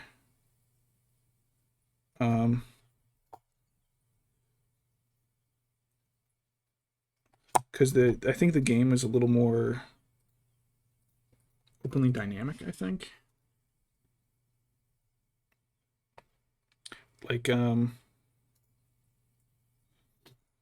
of the other guys I play with play 40k or Sigmar, and let's say like, oh yeah, sometimes you can get like a guy with like a huge gun can just blow away an entire battalion, and it counts for the whole battalion. I don't know, I'm not too familiar with it, but like all the shooting in this game goes by individual target. So it might take a little longer to play. Like I think 300 point versus 300 point is about, I think 250 is usually about the lowest you want to go. And that can usually be a hero or two if they're weaker heroes and like a whole little squad of guys with them, or like one really good hero. Like I want to say Boromir is like 150 points off the top of my head. I haven't really used him yet. I've never used Boromir, but I never really had my Gondor stuff painted up. That is all of his straps except on that one. Let me do the other strap. And then sometimes there'll be different versions of a hero. So there's Fellowship Boromir, and then there's Boromir the White Tower, which is just him in like the Osgiliath Gondor army. So like as this Boromir, I think the rules are pretty similar. But as the White Tower Boromir, he like gives bonuses to the troops near him. He can carry a banner without taking any penalties for it. He's very good in that army. I don't have that model for Boromir. So that is like if you were at a tournament, an official one, they'd say like you got to buy that Boromir model. At like a regular non-Games Workshop sponsored one, yeah, nobody's gonna care if you show up with this version. I put the paint on the palette and then immediately forgot where I put that brown. I think it really makes the game a lot more like laid back and relaxed. People are a lot more willing to just like we have one guy who shows up at some of the tournaments who's got bad arachnophobia. So one of our guys completely printed, they're almost like drink coasters that just have like a letter on them to mark which spider model they are, so that he can play with the guy. And like, so he ends up playing the game with like a bunch of coaster looking discs. Everybody's cool with it. I don't know how that would fly at an official tournament. They might allow it. Like, I think if you showed up and were like, hey, Games Workshop, I did officially buy all the models. Can I use these? You can clearly see I have the army. Can I use these proxies? I think they might allow it. But at a local level, everybody's pretty laid back.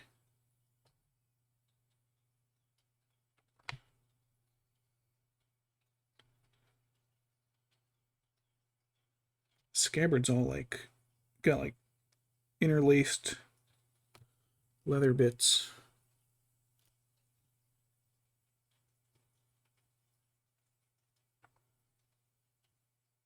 Looks like a giant boondoggle.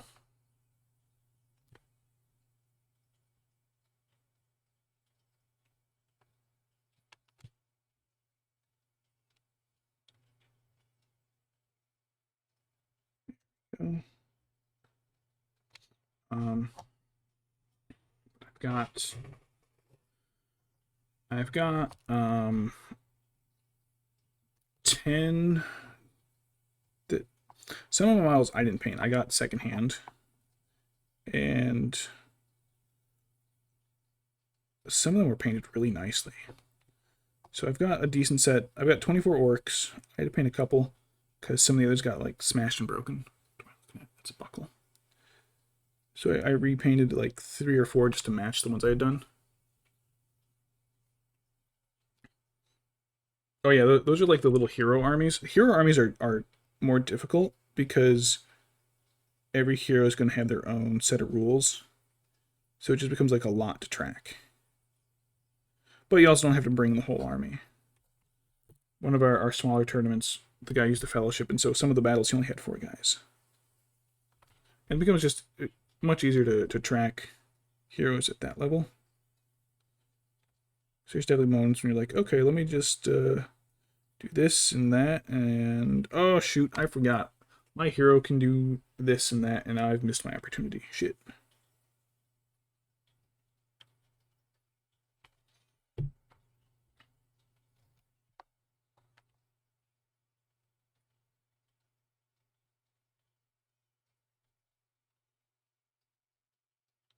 They all tie their belts in this weird angle. Aragorn's was like that too.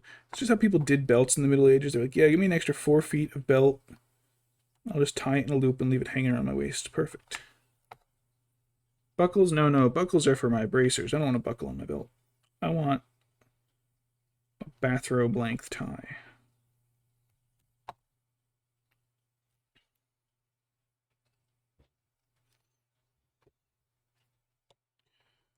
see. We can almost get that angle. I want to say the single highest point model is either Sauron or Smaug. Sauron's 400 points. It kind of evens out though because the orcs are cheap as shit. The orcs are like 5 points. 6 if you give them like a bow or spear or shield. So I think I can put all of the orcs I have painted into Sauron's warband, and it's only like 144 points for all of my orcs. It evens out that you got Sauron, who can just smash his way through stuff. I've had games where it would end once one of the armies is broken, and as long as Sauron's alive, his army cannot break. So I have had games where it's just Sauron against a couple other heroes who just can't kill him, but they can move a little faster because they're on a horse. So it's like, I gotta chase him down. I'm just trudging along and trying to corner him around scenery and just catch up enough to get them in like magical range. And it's like, some games are getting goofy like that.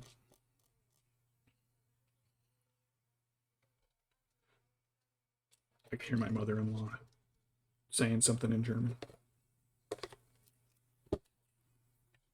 Let's see. All right, I think that's all the base coat. I guess I could base coat his hair now. I'll do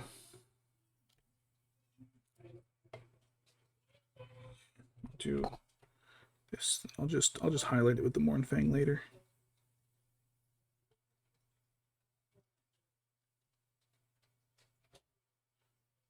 Peeking out the side. Right now I've got the nice thing about the orcs is they're as far as armies go, the orcs are pretty interchangeable for a lot of it, which is nice.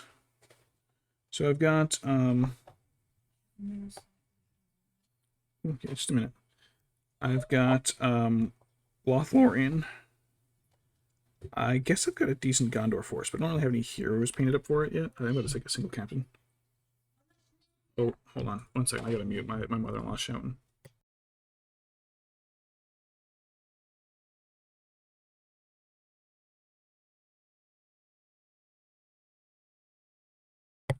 Alright, we're good. What was I saying? I don't have any heroes for Gondor really painted up besides a single captain. I can use Boromir now. Now that I'll get him done today. But my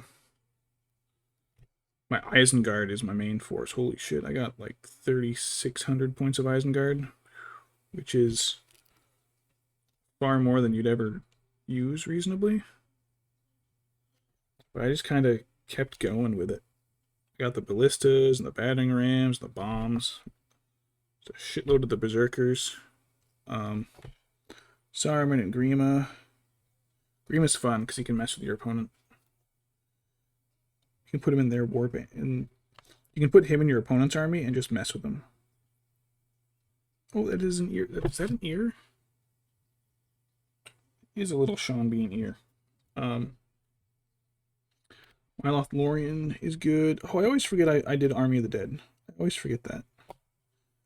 They're the easiest to paint because it's literally just like spooky ghosts. You just paint them like a green and then dry brush them a couple lighter shades here and there. That's it. So I think I did like 1,200 points of ghosts in like a week. Yeah, a few of the armies have siege engines. Then they come in different sizes. Isengard has got their assault ballistas. Gondor has like a little bolt thrower, as well as a trebuchet. Mordor has a catapult and another little heavy-duty crossbow thing. The Dwarven siege machines, the Iron Hills ballista is like overpowered. Yeah, there's like a separate set of rules for uh, for sieges. So you can bring them as part of like your regular army, and then there's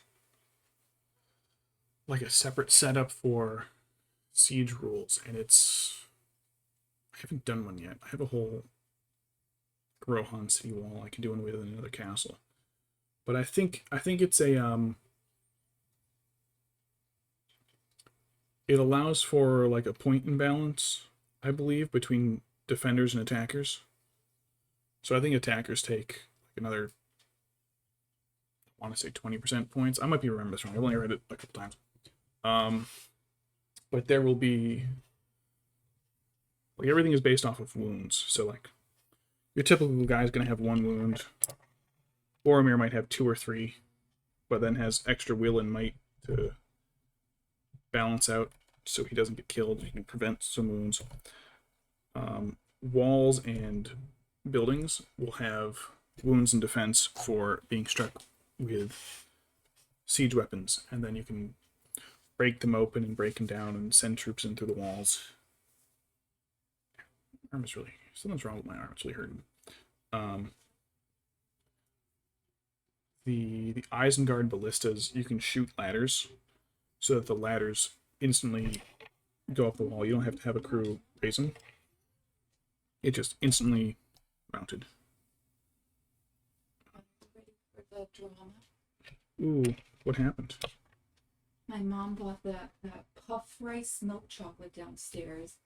And I said, "Oh my God, how did you know Dan loves that?" Because I honestly thought she bought it for you. And she's like, "What are you talking about? That's fine." So that's the drama, is once you find it and you eat it. I'm going to eat it. That's going to be the drama. Let's see. All right, I think we've got... Oh, I got to do a shield. That's not... Ribbon juice here. But then there's also rules for firing the siege weapons just into troops. And I was in a tournament, and I shot one of my Isengard ballistas into an orc, and it hit him, and it knocked him back 6 inches into a bunch of other orcs, and they all took hits, and none of them died. I rolled so terribly on the wounds that basically it knocked over a few, knocked this orc into a wall, and he just kind of got up and brushed it off, and I was so mad. I did not win that match. It was just like, okay, that was like the perfect shot. I think I hit like in total 9 guys, and when it came to wounding him, I just rolled 1s and 2s, and I was like, yeah. Sometimes that happens, and that's... I bet other times where like a wall of berserkers hits all these little hobbits. I win every fight on 6s, and I lose every wound on 2s and 1s. It's like, you gotta be shitting me. Let's get this base coat on here. The red.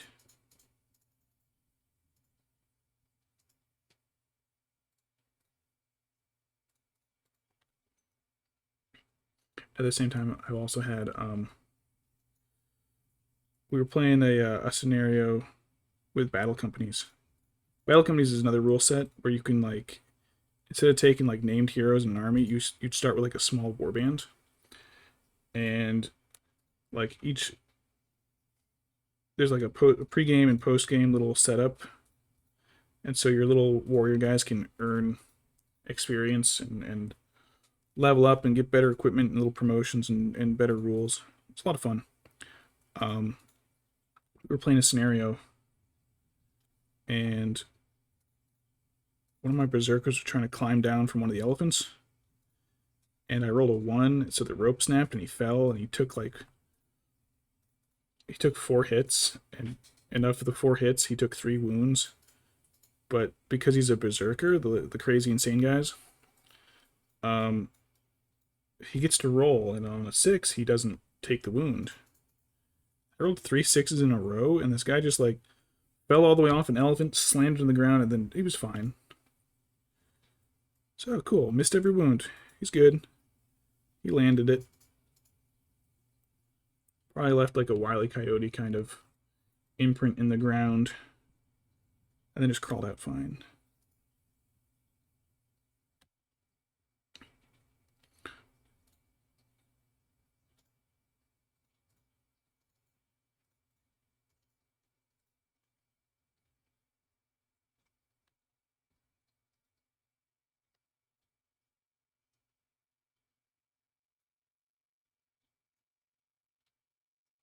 Sometimes the game gets a little goofy, just because of the dice rolls.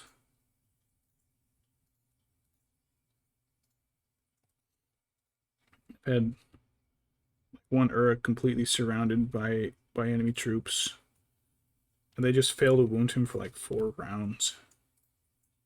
It's like, cool, that tied up, like that one guy just tied up like 6 troops, kept the rest of my army safe, and then they only managed to kill him after like 4 turns.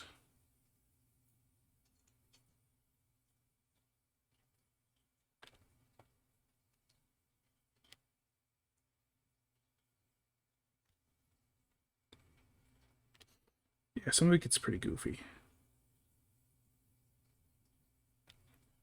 But the whole battle company is scenario system. I really like it.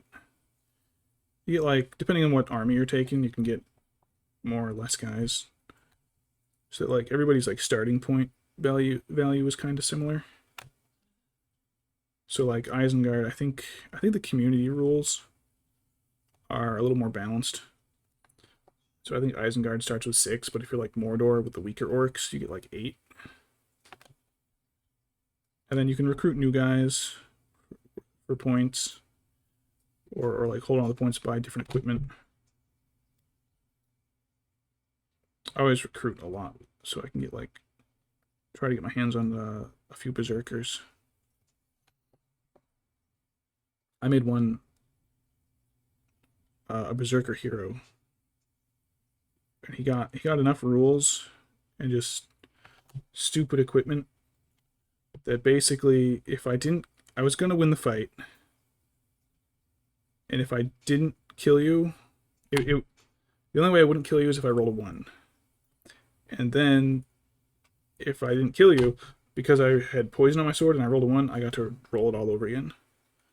So in order to not die, I had to roll, or in order to not kill, I had to roll Snake Eyes.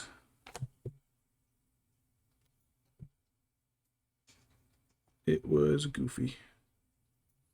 But everybody knew about him, and so he never killed anybody because nobody would go near him. So, oh yeah, that guy, that model there, that's insane. He'll kill anybody. Just stay away from that model.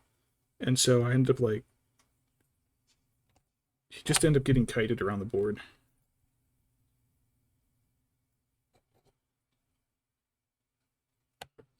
Decent. That looks decent. Alright, let's get some washes on these guys.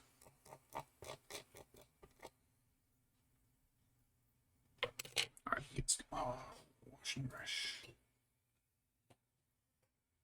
Alright, so that should be all the base coat.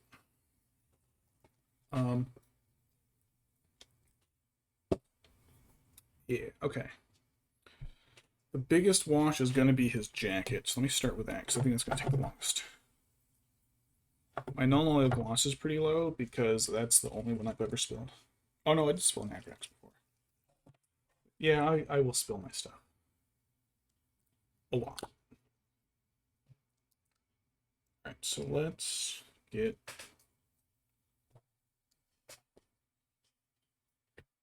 Put this out of the way. Alright. Yeah, it does darken up nicely.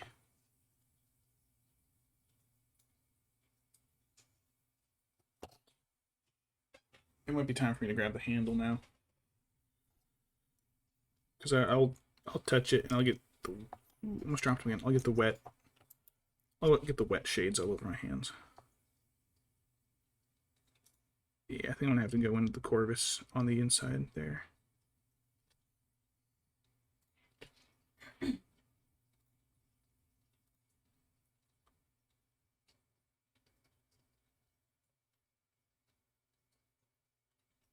There's a lot of people who I don't think were really aware that it was the game was out there, because Games Workshop doesn't advertise it a lot. I don't think it's their big money maker, so it kind of gets pushed to the side. Not using, okay, yeah, I had to make sure I wasn't using the gloss one. But we're always finding like new members who are like, oh wow, I've been playing 40K for a few years or for decades now, and I didn't know this was a thing. It's like it's right there on the website. Where it's been picking up again lately, and our group's been recruiting a handful of new members. They just made kind of recently made new starter boxes.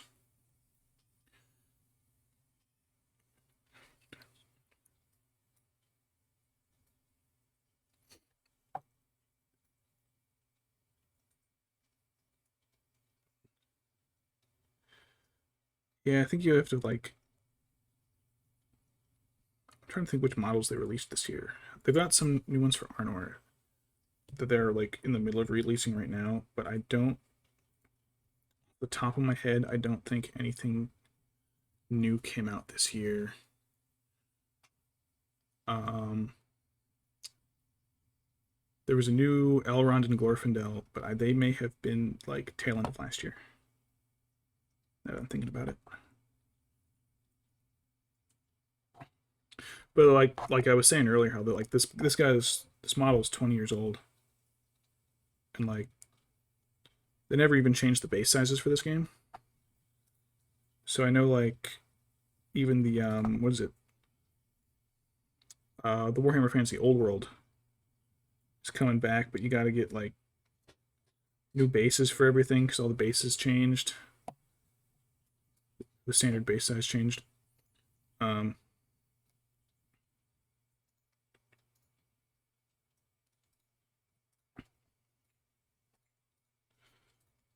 Yeah, it's might have to do another coat. Oh shit! Right in the wet paint. Well, fortunately, the only damage was his head rolled in blue. Well, let me get your skull mopped up a little bit.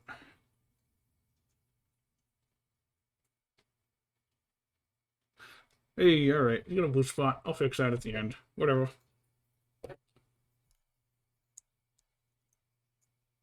That's why I didn't have all the corners in. Whoops. Alright, all good. All good. He's fine.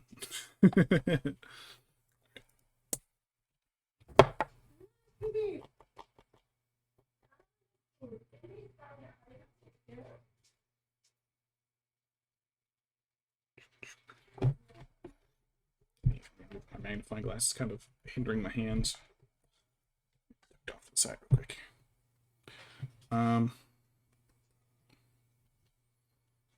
Still want to hit that. Oh yeah. Oops. Oh, his gloves. I gotta do his gloves. His gloves should only need one coat. But they so they always have like a starter box which has both armies, a good and evil. Their current one is Osgiliath versus Morannon orcs, which are just like a slightly beefier Mordor orc. I believe it comes with some Gondor soldiers, rangers, and then Faramir and other here ranger heroes. And then the evil is the Morannon orcs. I think it comes with a troll and Gothmog on a warg. And so it kind of gives you a decent matchup between some decent good heroes and a great bad hero. So a little bit of scenery and some orc reinforcements. 1 second.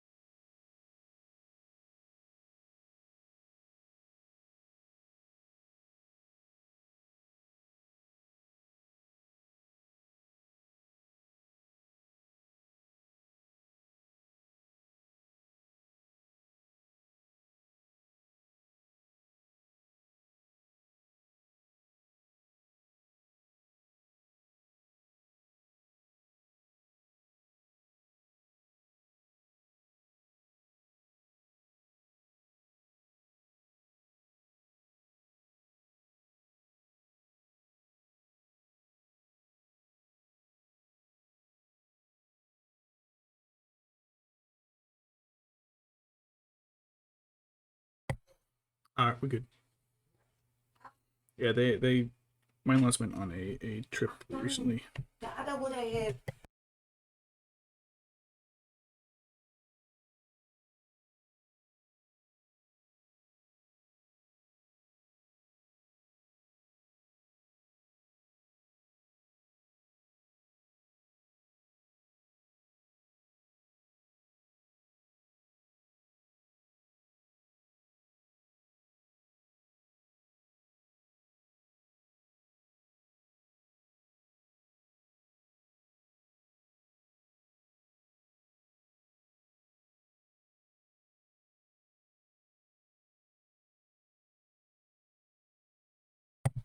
All right, now I think I'm good. What was I saying? Starter kits. So then they also came out with faction-based starter kits, and they usually have a little bit here on the horn, make it look a little more weathered and streaky, the way that a bull's horn would be. Actually have one of the boxes right below me. If you want to give me 1 second. And so those usually come with a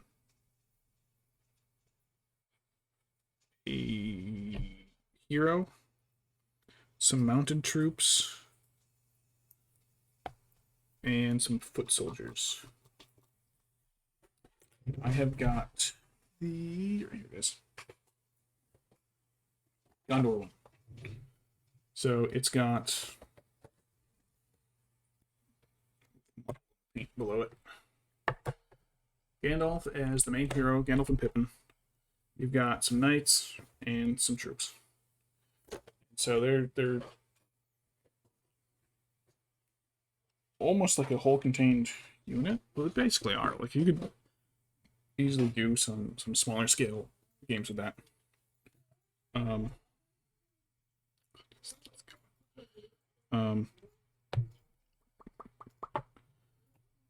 then it doesn't take much to upgrade from there, like army size wise. I didn't quite darken his jacket as much as I would have liked, but really made it really dull. That's okay. Oh yeah, let me get the gloss.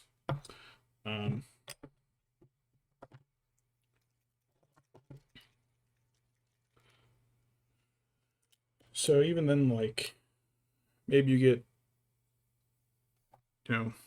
Boromir on horseback, and you put him with the cavalry, and what's the gloss? Then you've got Gandalf and maybe Pippin hanging around the other troops. God, just back.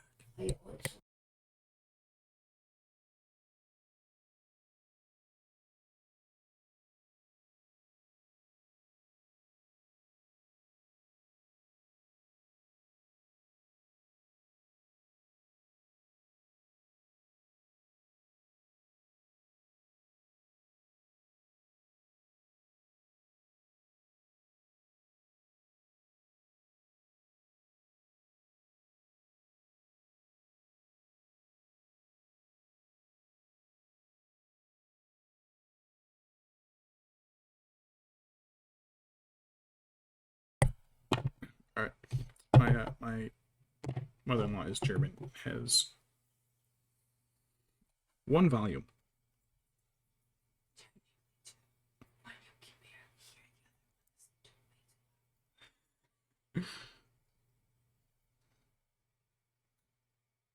So they just went on a trip and they're back, and it wasn't like, it was just like to visit family. So it's not like they went on a vacation. They do not know how to vacation well. I can attest to that.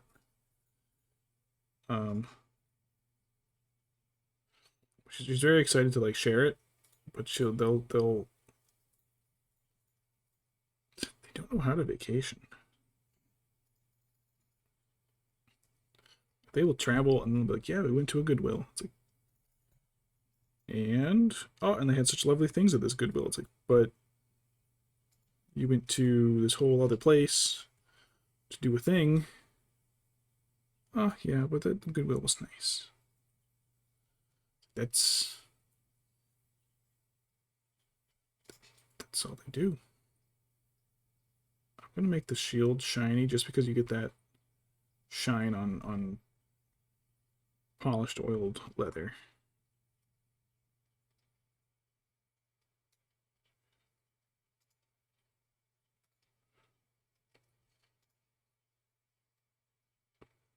We went on vacation with them a few years ago, and to Germany, and we got to like Castle Neuschwanstein, like arguably one of the most famous castles in the world. And we got there, and they spent like hours at like the knickknack stands that were near it, but not in view of the castle. And then once we finally got up to the castle, father-in-law was just like, "Well, there it is. Let's go. Time to go home." Instead, I ran in and registered for a tour. And I was like, "Nope, can't. Gonna see the castle." Anyways, I think she's done popping in now. Going back to the main house, and I completely forgot what I was there for. So I like all I need are flower pots. I'm gonna wash the jacket once more so I can darken up some bits of it.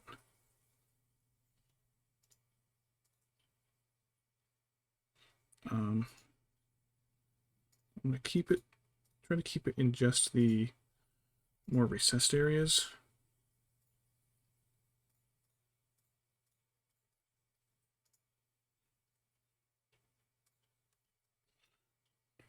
I hear talking to the cats downstairs.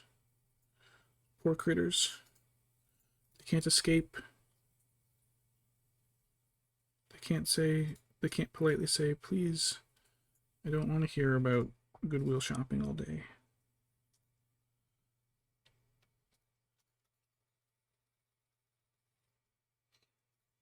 The cats are terrified of my in-laws.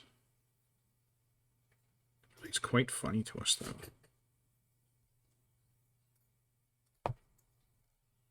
Yeah, this is turning out alright. It's dark up a few little strips and streaks here and there.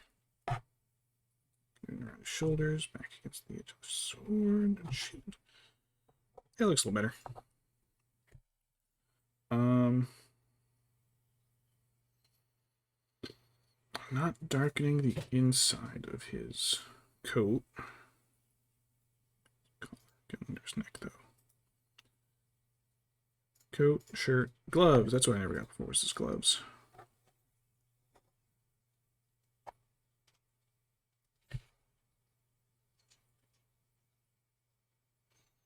Got the horn.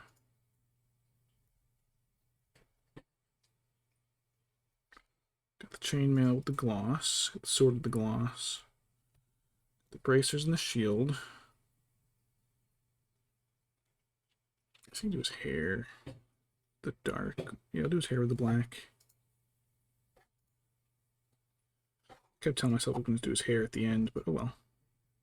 Oh, failed. Let me get his face. I was not, but my father-in-law was. That's how they met. He was stationed over in Germany.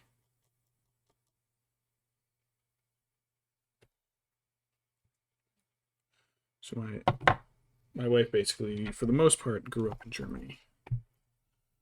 But then they moved back when she was like 11-ish, huh? 11-ish, she nodded.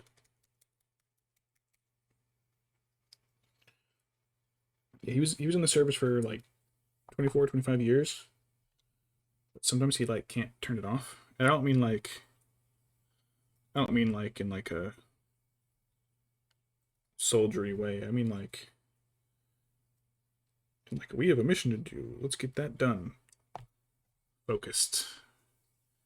Someone's like, no. Sometimes you just gotta turn it off, sit back, relax, But I don't think he knows how to do that. Just take a breather. Let's see what's bubbles out of here. Stick your stuff that in there. This stuff is really... I don't want to put a droplet anywhere because I literally only need enough to do his face.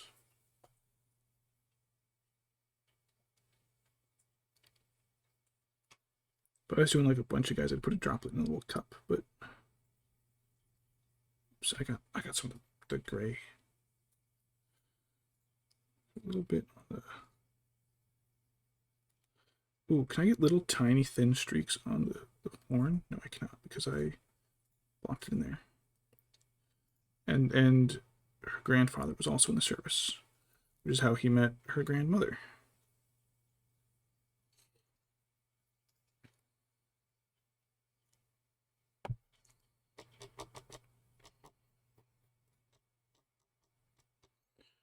My grandfather was very briefly stationed in Tokyo, and I think the only thing he learned was how to call his friend fat in Japanese.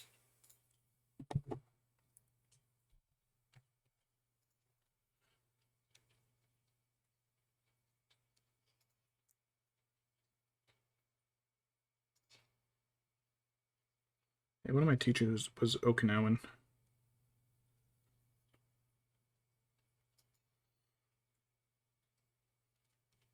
Let's see. I think. Let's see. Boots, jacket. I'm not doing the sleeves. Got to do the bracers, hands, gloves. I think that's all of the washes.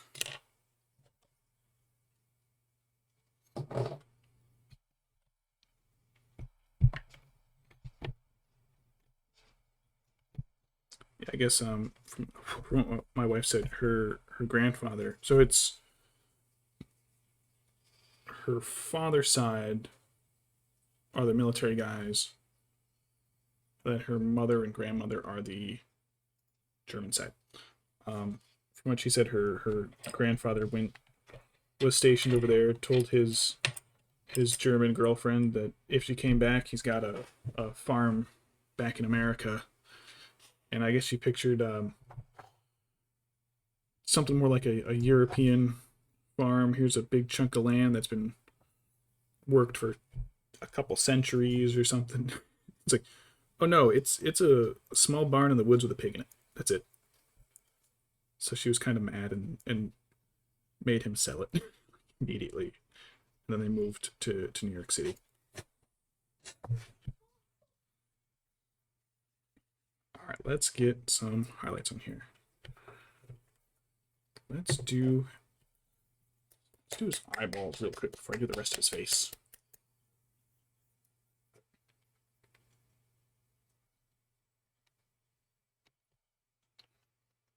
Let me get my teensy tiny brush for that.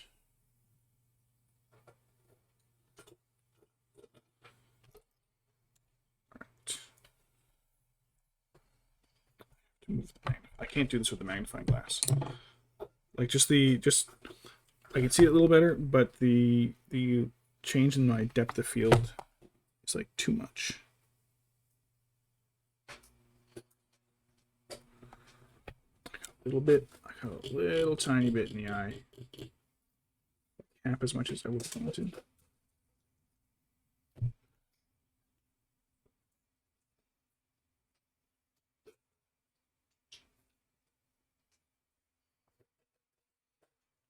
Kind of works.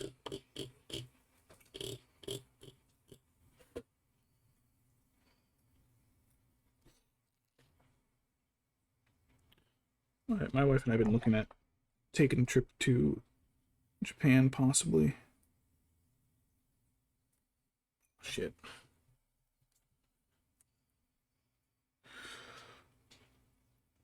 Did I get his eye or his cheek? I got his cheek.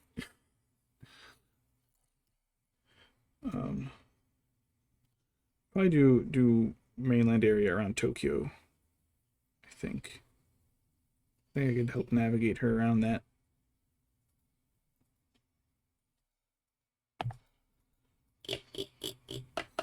Neither of us are seafood fans, though. It's gonna make the trip difficult.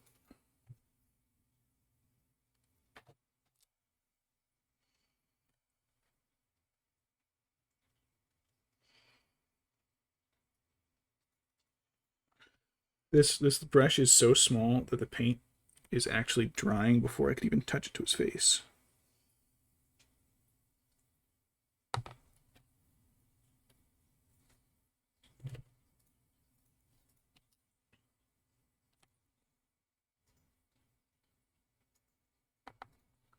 All right, he's got big glowing possessed eyes right now, but that'll be an easy fix because I'll just like base his cheekbones.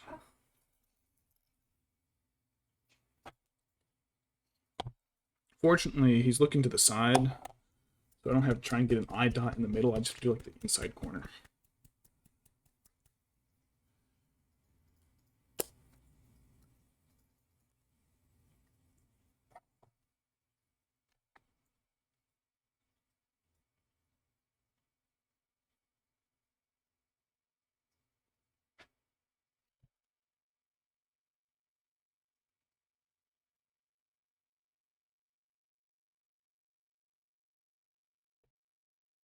He looks stern.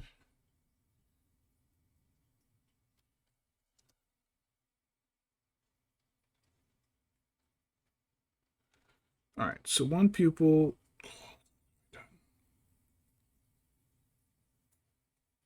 Okay, okay. It's going to be okay, Boromir. We need you to hold still. We'll get that eye football fixed. That is not fixed, but it is a step in the right direction.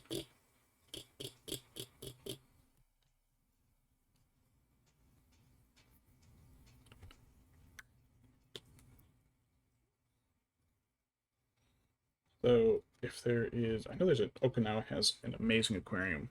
But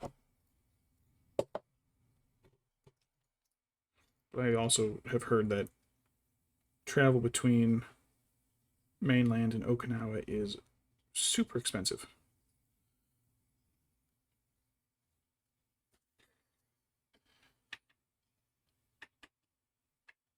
Boromir was crawling around too much in the Osgiliath sewers, killing orcs. He got some poop in his eye. And what does it say? Cadmium flesh for the next highlight?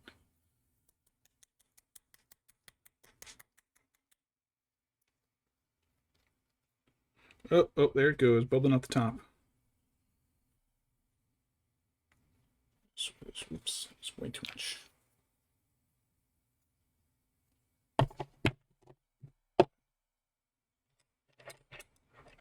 My small. This is my other small one.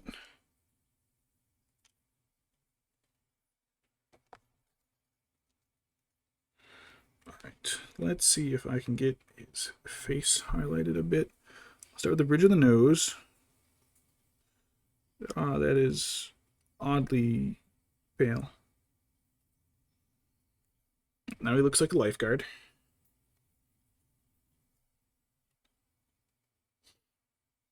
All right, let's do the forehead.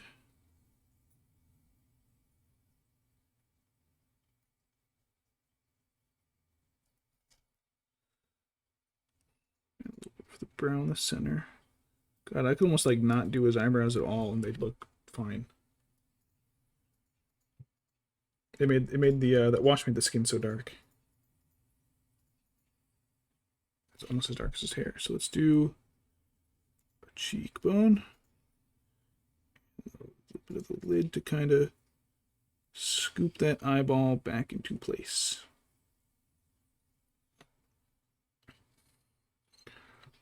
God, this is so much lighter. I almost wonder why they even include it as part of the same color wash.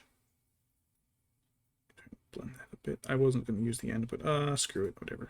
Big blob.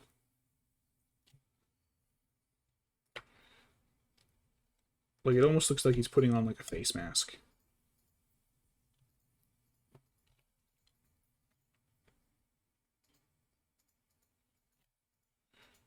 Right, cheekbones.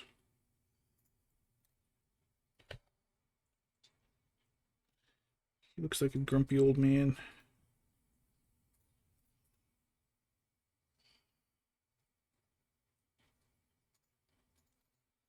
Oh shit, it's working. Holy crap. Wow, this is actually working pretty good. I've only used this kit once before. Actually, like,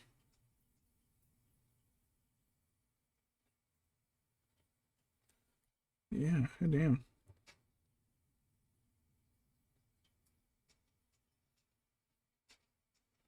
Ooh, even the cracks next to his nose and everything.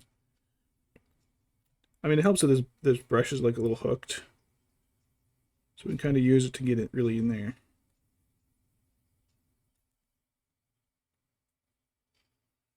Yeah, damn. Damn, that actually looks pretty good. Where's the magnifying glass? Got one more coat to do over his face. Just like a really thin little bit of highlight. See if I can double magnify it so you can see the face well.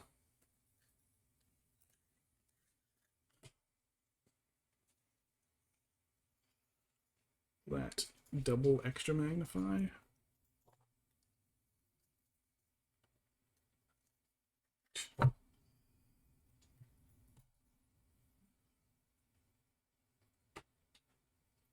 Almost. Damn. If I go closer.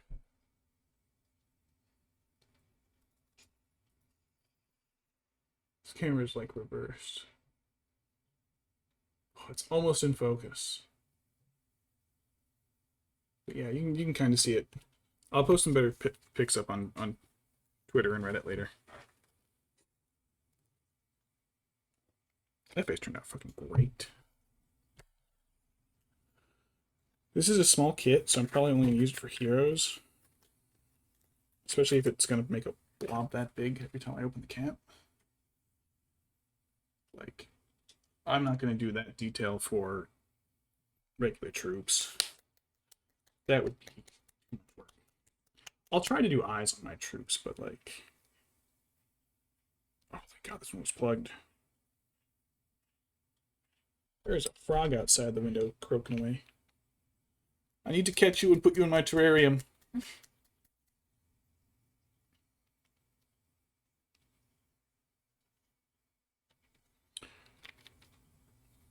My turtle would probably eat it.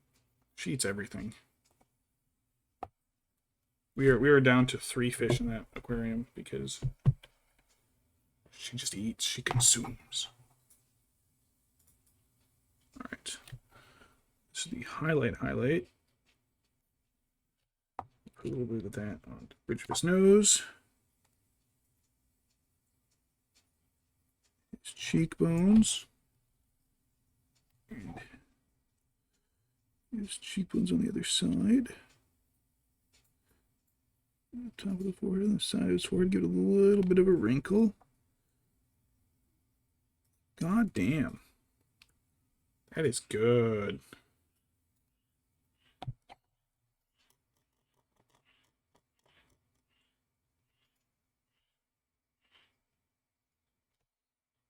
I'm trying to watch the microphone, see if it's picking up the frog. Doesn't look like it. It's still wet. That's still wet. I might be able to do his eyebrows with this.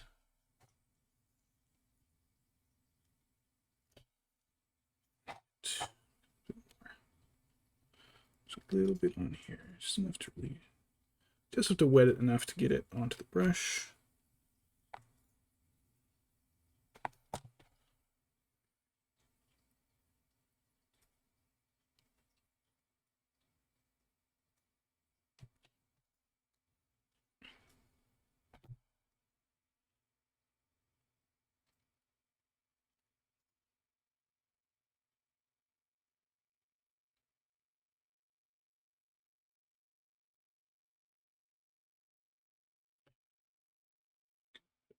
Goatee.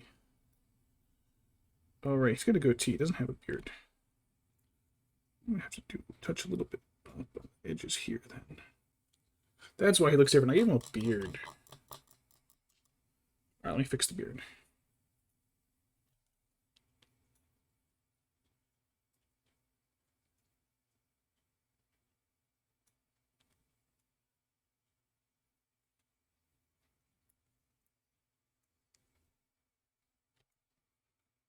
A little bit on his ear right there. With that little ear poking out.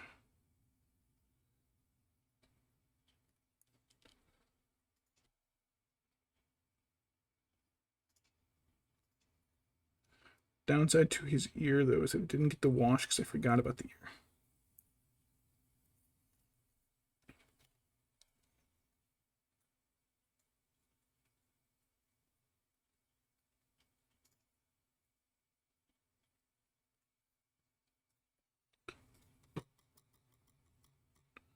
Let me see if I can get just a tiny dot of that wash into his ear hole.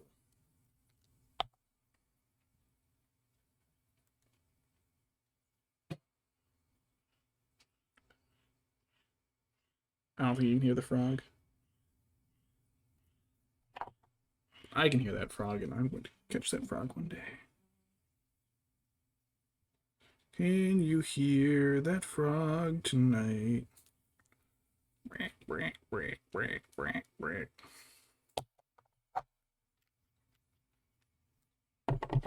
Some type woodland tree frog.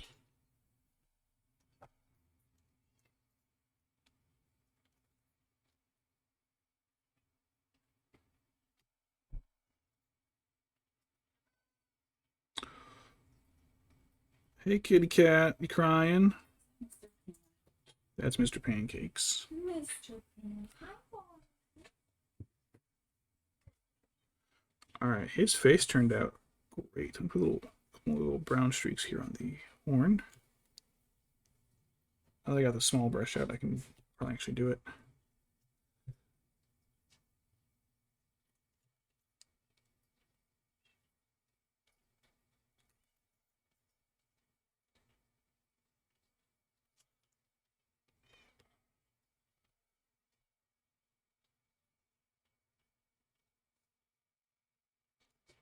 All right, now let's actually get back to the main model. All right, so, oh my God, frog, shut up. Let's do the chainmail.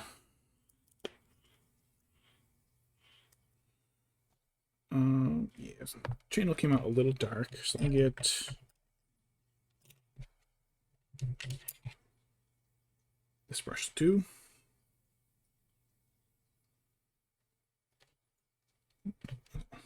Scrape it off and just kind of do some light strokes so it just highlights it.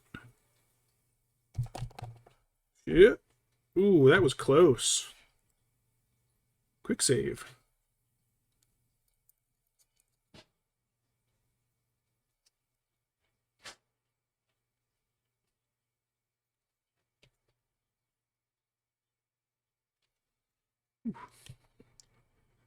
Put a little on. Oh, I almost knocked it over again. Put the edge here of a sword. Just the top edge. I'm kind of torn on non-metal metallics. Personally, I think it makes just the light value look too static.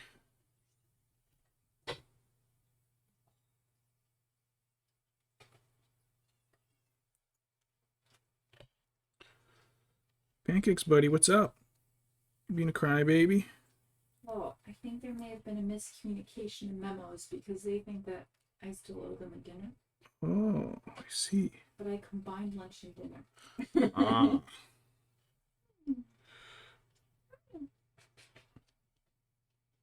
I was like, hey.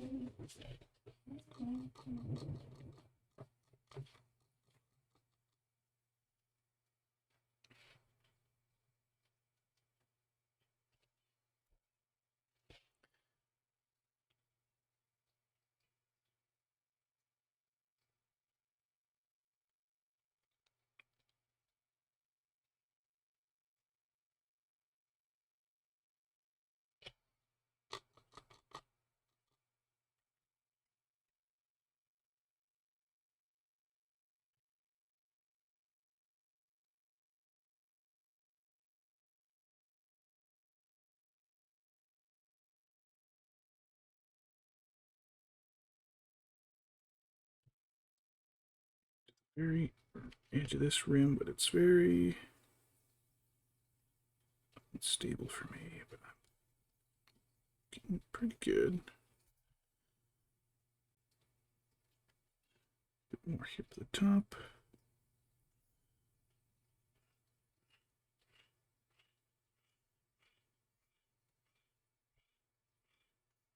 I think all those corners look good. That rim doesn't look too great. Let me get a couple more spots.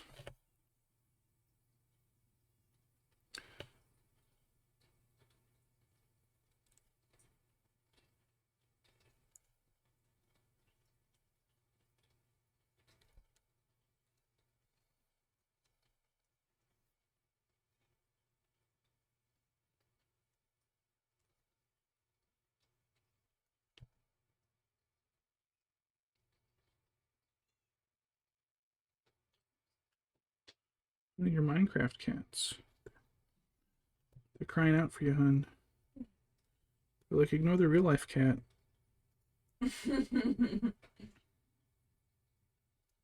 never need to be fed. Alright, let me get the buckles before I get the other highlights on the belts.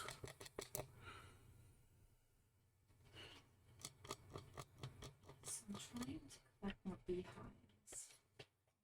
It's really difficult. I think I've only spawned one. Yeah, it's kind of the thing about like the statistics of it. It's always like 1 in 10 trees will spawn a beehive, and you spawn like 200 trees and get one. It's like, oh, that was bullshit. Right. Let's do a little bit more catachan for that top strap. I think. What did I do the other one? More things. What did I do the other one? I'm gonna leave his bucklers the color that they turned out, because I think it's kind of a reddish brown on them.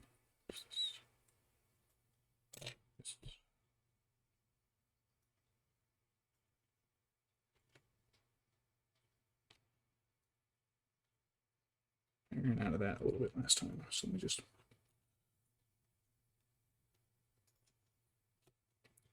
It's too much. That looks thin enough. And it's right as I did that, I completely forgot that I haven't done his jacket, but they don't. Belts and the jacket don't cross, so I can do them in whatever order. All right.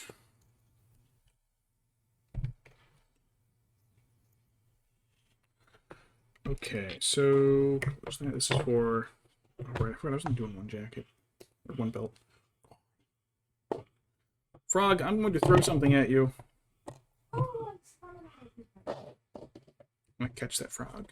It's going to be my frog. Keep the frog for myself. Won't let my turtle eat that frog. I don't actually need the ard coat. I think I actually got a lot of that covered with the gloss. Small brush, but not the tiny brush. Oh yeah, maybe the tiny brush. Spot her, retouch her. All right. So this is the catachan.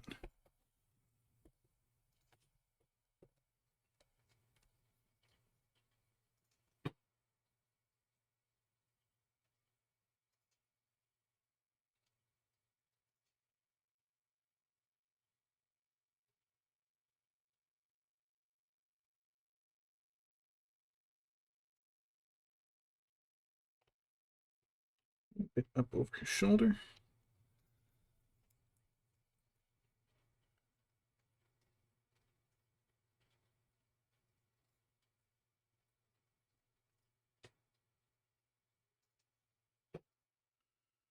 Right, and his sword. Touch up there. Sword, I'm going to do with the Mornfang.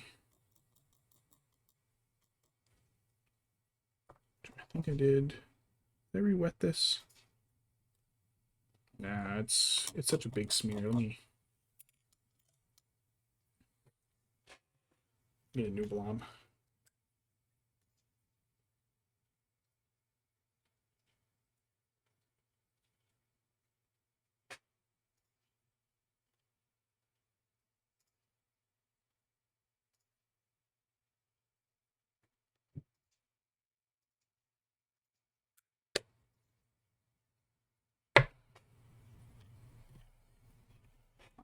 pushing everything around, pushing my brush, pushing my cleaning pad. All right.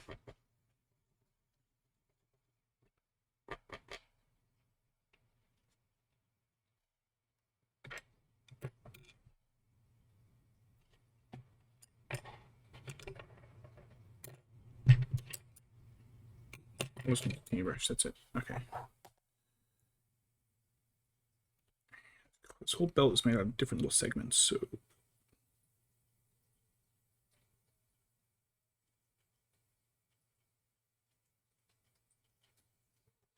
Hey, kitty cat, I hear you guys fighting in the hallway. Buttholes. All of them, they're all buttholes. Kitty cat. Assholes. I love them. They're so. God, they're such petty, jealous critters. Like, none of them can stand to see any of the other ones happy. It's just like, why? You have no competition here. All of your needs are met. Your food is covered. We've got like 4 cats and 8 beds. You don't need to get up and fight your sibling because you saw them in a bed that you weren't even sleeping in. But no.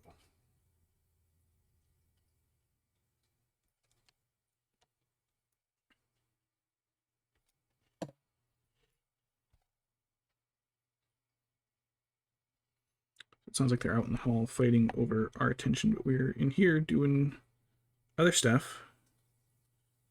So they're not even going to get our attention right now. They're just going to fight. Be jerks. And we love them for it. Hey, at least they didn't come in and poop. Oh my god, this might be one of the first streams where they haven't come in and pooped.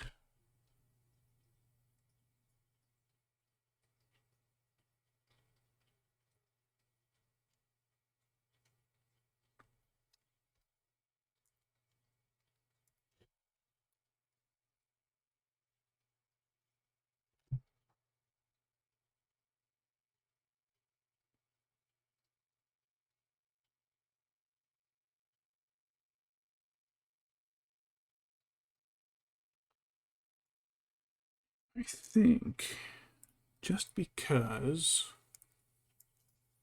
it's hard to see the I don't have really a picture of the mouth on this side. I think this might supposed to be like a gold cord woven through it. How did they used to make metallic shit back in the day? How do they make metallic stuff now? Like, I understand little gold bits and stuff.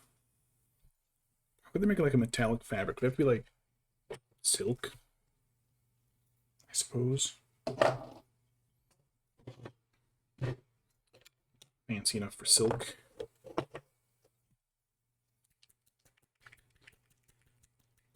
Oh, I want to do his hair a little bit with just lighten it up a little with the Morn Fang. But I guess I can use this brush. Kind of almost dry brush it. Will this work? No, that did not work. There was no paint on it somehow.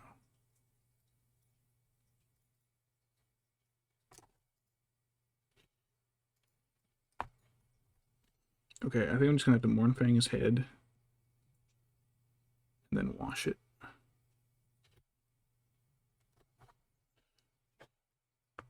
So I did have to redo something on Boromir. Oh well.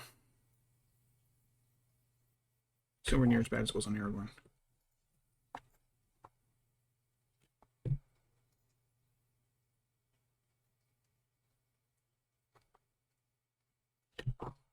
I'll just wash it with brown this time instead of black.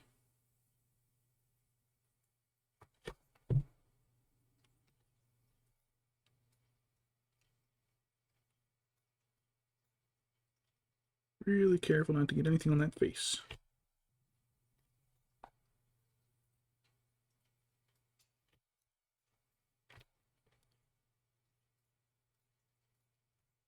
Face turned out great, and I will not be able to recreate it.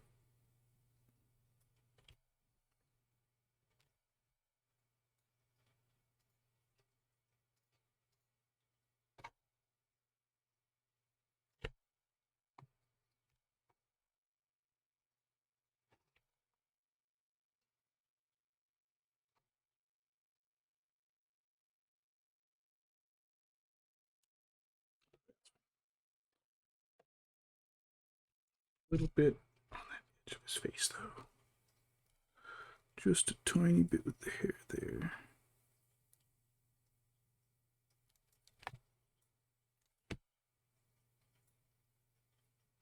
No one will notice. No one will notice.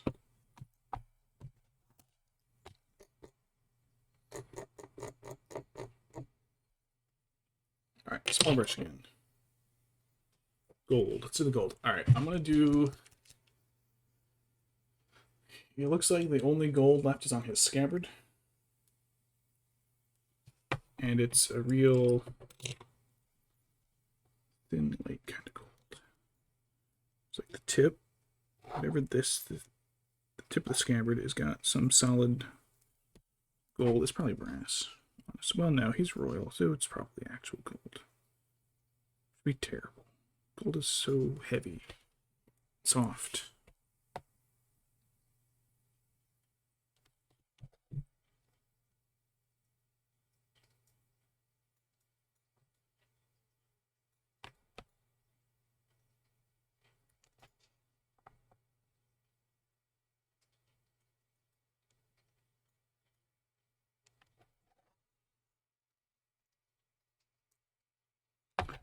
On the side.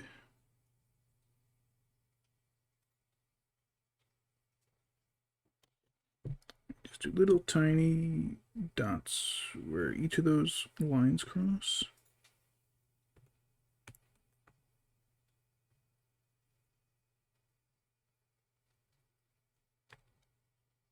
Probably didn't even need to do that. I think I just had to do that on the front.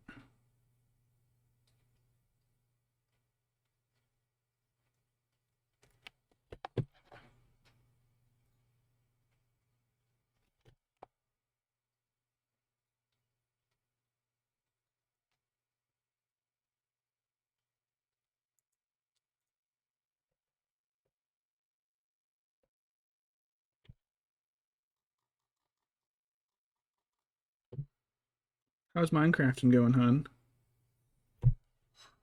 Goodness. It is something. My boxes keep filling up.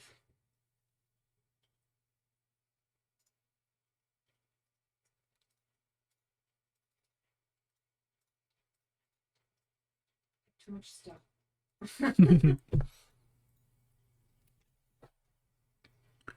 It's a very common problem in Minecraft.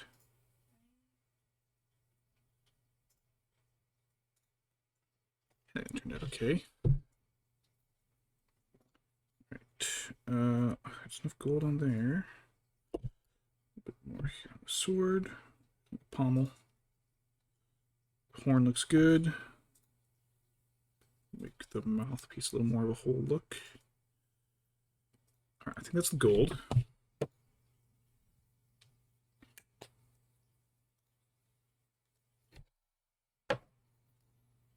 Before I do the silver, let's do the red.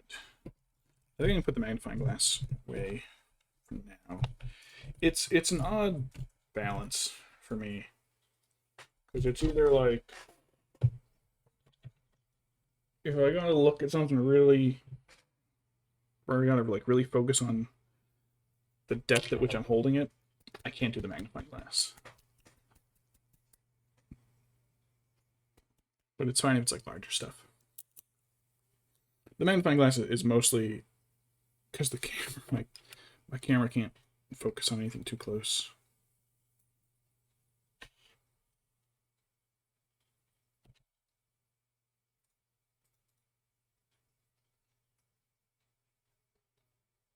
God, this was real thin already.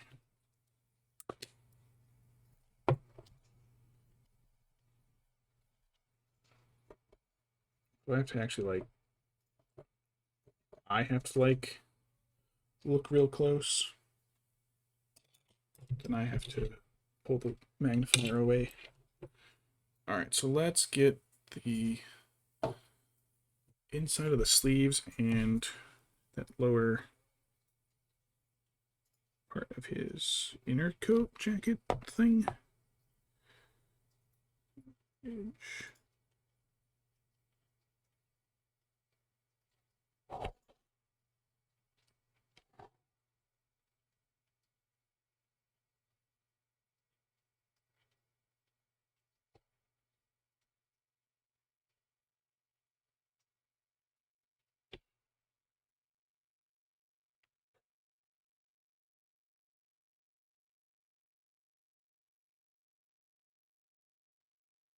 Kind of okay. I might have to go a little bit lighter, really.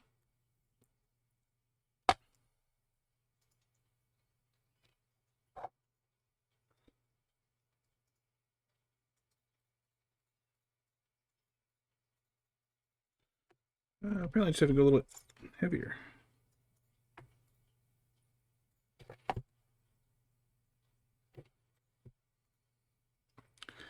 Yeah, they're kind of rough. I saw like a head mounted pair, and I maybe could use something like that if I like was able to get used to it. Like I just don't think I could.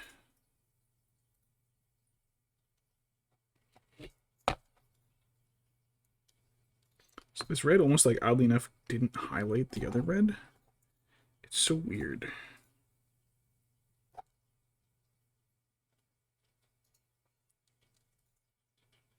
That's okay.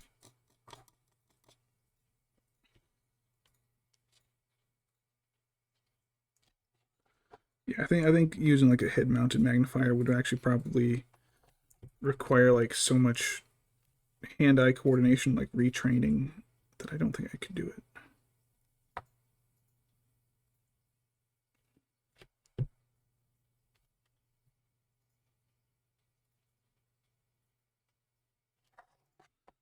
Okay, it turned out okay. Yeah, it's highlighting fine. It's just the spot under the outer tunic is just a little dark.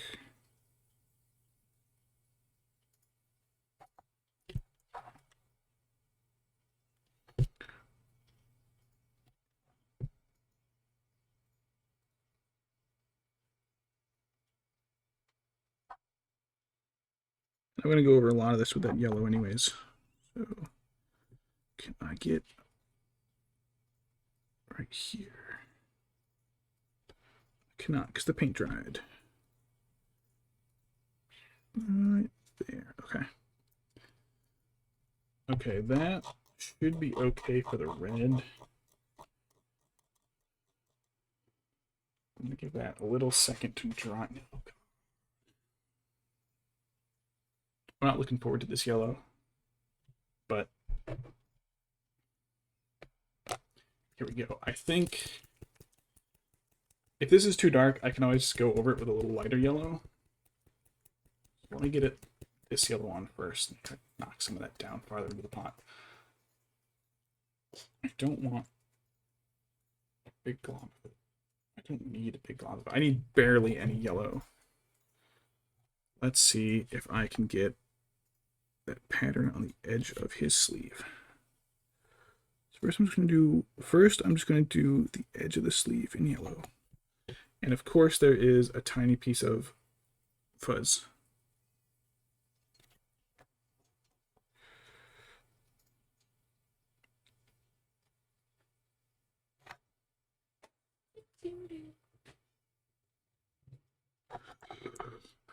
So far so good.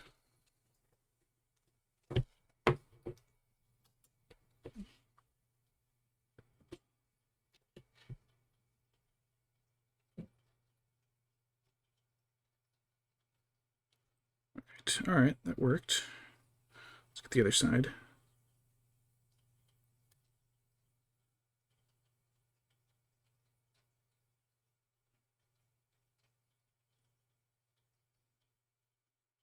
Going pretty tight there in that corner because he's got his elbow up.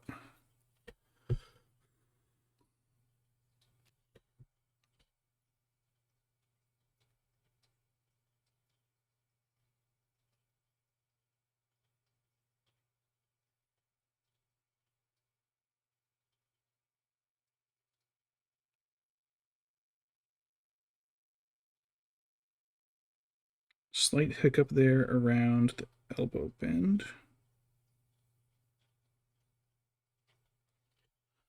Oh, there's just a tiny little dot I missed. Let me get in there.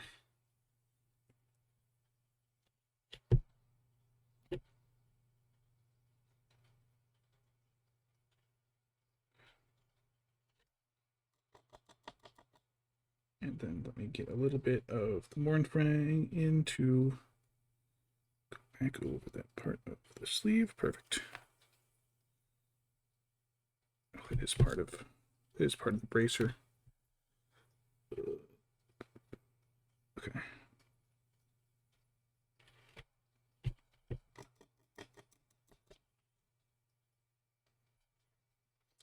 All right, now let's do little spikes every interval. So do this one. So do one at the top.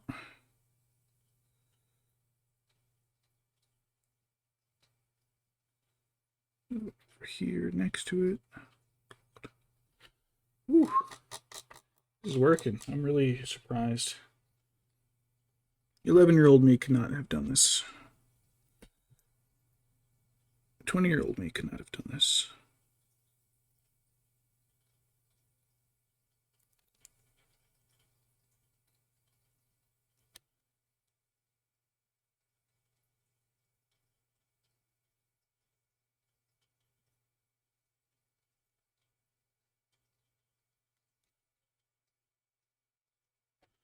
Let's try to match the intervals the other side here. So that would be kind of squished in there. There's another one here.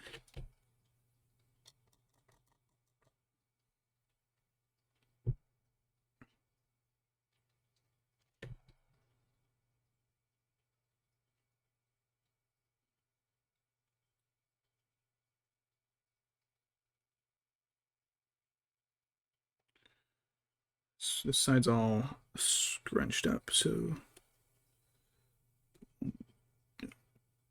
there, here. Okay, to the dots.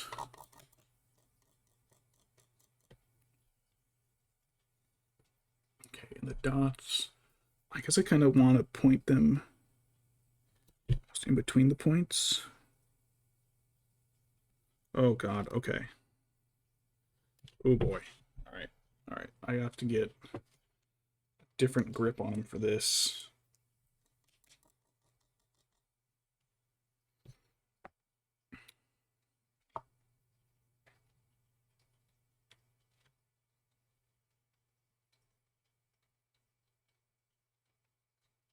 To thin it just a little bit, just to make it like just tolerable. I'm not going to put a big glob. If I accidentally go, you know, 1/10 of a millimeter too far.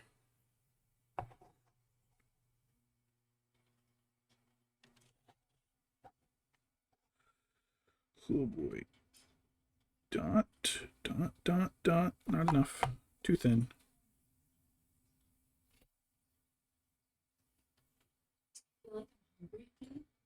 Uh-huh. Of course. I guess we did kind of skip lunch. But these peas that my parents bought are absolutely wonderful. Like, you gotta try some.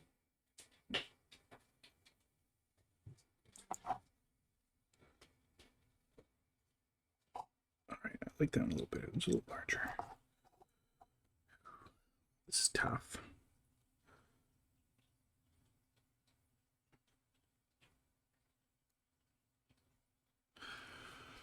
Whew. It's not even like that. It's not like the dotting is hard. It's just like the dotting is hard.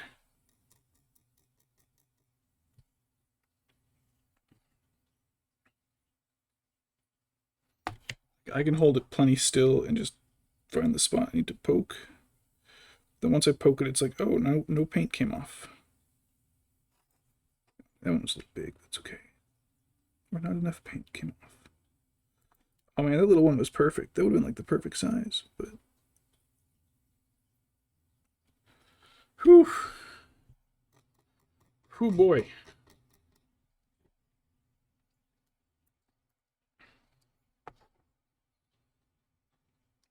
Some dots on here. Oh, this is tough. Oh, damn.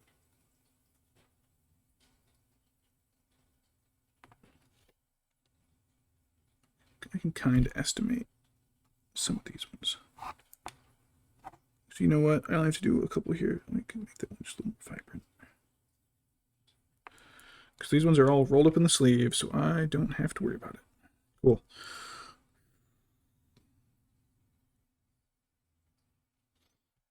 I do have to get a couple more up this sleeve, actually, now that I look at it from this angle.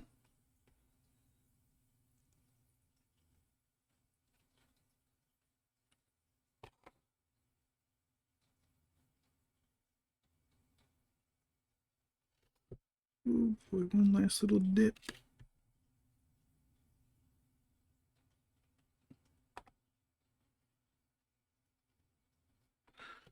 Ooh, boy. That was rough. That was tough. That was good, though. That turned out good.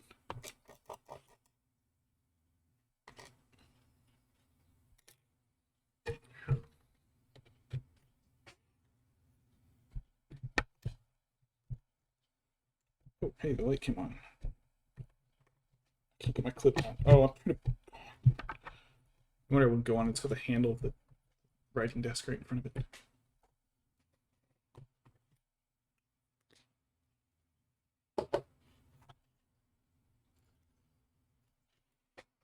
See that? Oh, man, that sleeve.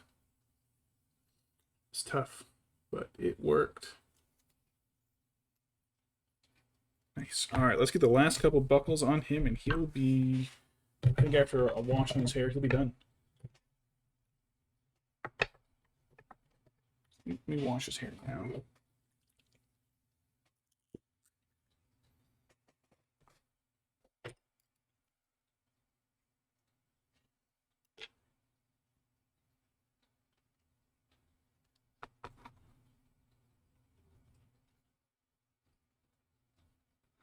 Woohoo!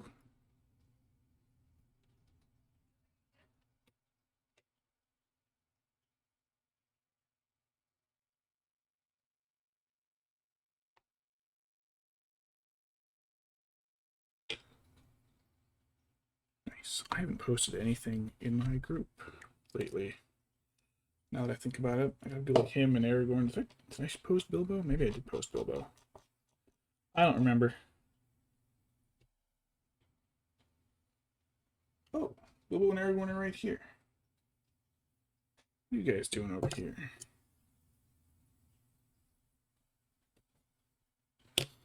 Oh, let me, while his hair is drying, pull up. I was considering doing an attempt at freehanding tree on his bracers. Boromir's bracers.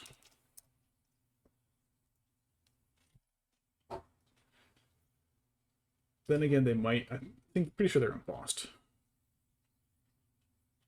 Oh no, it is on there. It's super thin. I probably could do it.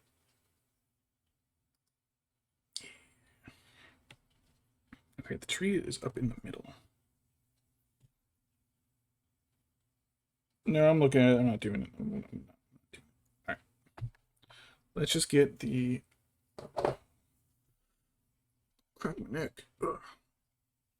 All right, let's get the last of the silver on here. All the little buckles and shit. See some on his jacket, his long belt, and then there's a couple on his bracers. All right. I will forget about his bracers, so let's do them first.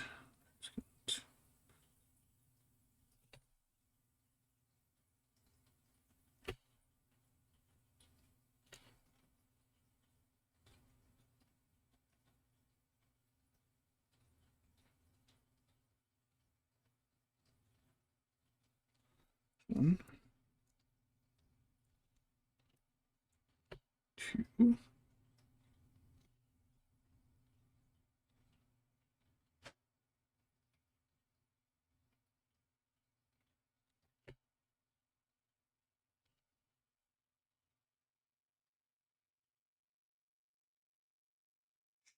Okay. Okay. I'm holding this one at the wrong angle.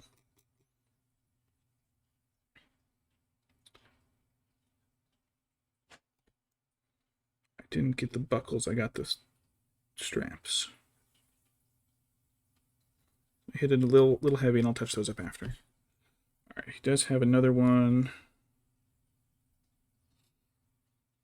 down here.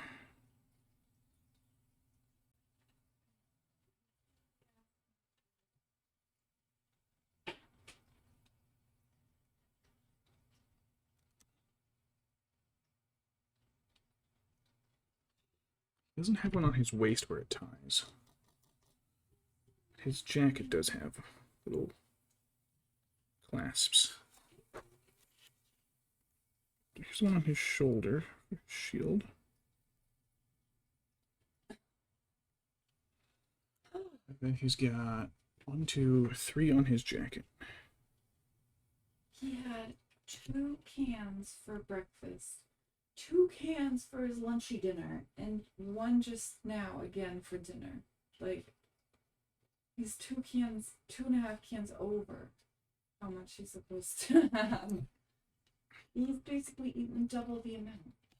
He's a hungry boy. Ah.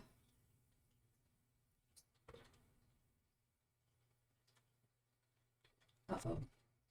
Oh, did I speak too soon about none of the cats shitting in here while I was streaming?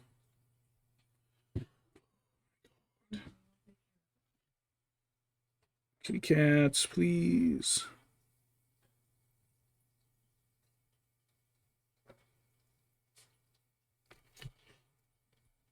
Okay. So if you don't give enough attention, he's learned to weaponize his poop.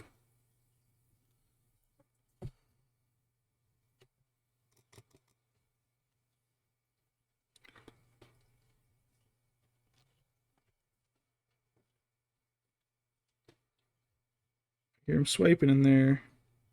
You still hungry? Oh, it's to pee? I don't know, but he's hungry. Yay.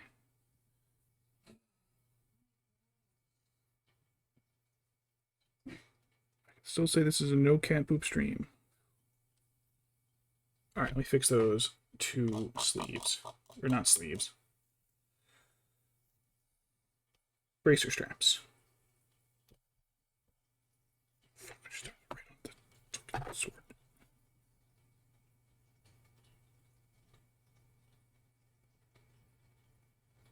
There we go. I think we are all set with Boromir. Cool. Still looks like he's got a beard. All right. Everything all cleaned up. Brush is flushed. Nice purple wash. One of these I was going to hit with the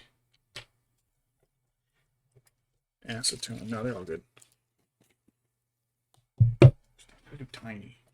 Tiny needs. Ow, fuck. Stab myself with the brush. Brush is fine. Didn't damage the tip. But this thing is so small. There's a reason why this brush is called the Psycho. Because it is stupidly small. I basically only use it for doing eyes. It's never going to be in focus. Yeah, it's pretty much just eyes. I just wanted to do these. Let me see if I can replace this. This one's like a little protector thing. It's like a hard plastic. Did I find it up here? Did. Some of these are the smallest. It's like this one. And it's all shattered and crappy. This one just barely protects it. This one, I think it's a little more cover. Last thing you want to do is damage such a small brush that, like, oh yeah, I'd have to remove a couple bristles to fix it, but that's like the entire brush. It's so freaking small.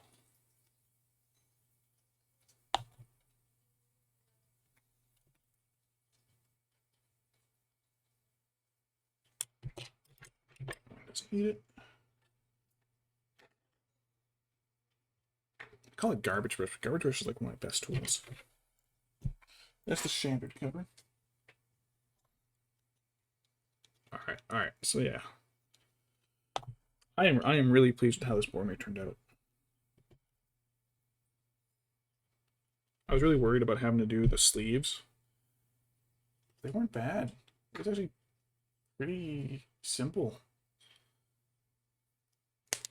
Like, you just had to like put a little rim around the edge of the sleeve, and then just kind of make sure I spaced a couple other little swipes evenly. Spacing the dots wasn't even hard. It was just trying to get enough paint out of it.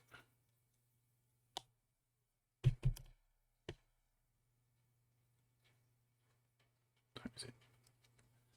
Oh, it's only 9:15. Not bad at all.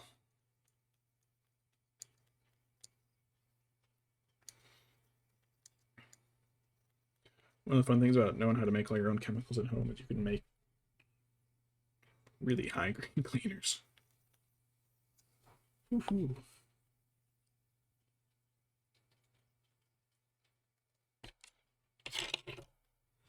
I know a guy that cleans his toilet by mixing hydrochloric acid and bleach, which is big no-no in the field. That's how you die. But he just tosses on his respirator and does it. He says the toilet bowl never gets any whiter. It's never been whiter every time he does it. I don't doubt it. I'm sure that chlorine oxidizes the crap out of anything. It also produces, you know, a cloud of toxic chlorine gas. It'll melt your lungs. But some strap.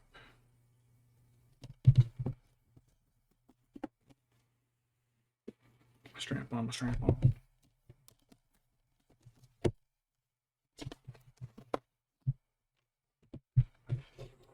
Everything out of the way. Get my setup again.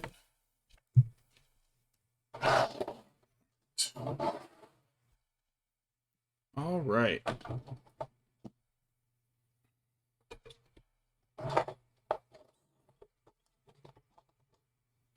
The thing full of paint water. All right. I'm not basing them today because I want to give them the Fellowship identical, just generic bases for these guys since these are all their original poses. I gotta get more complex with Bilbos, but I never put magnets under these guys.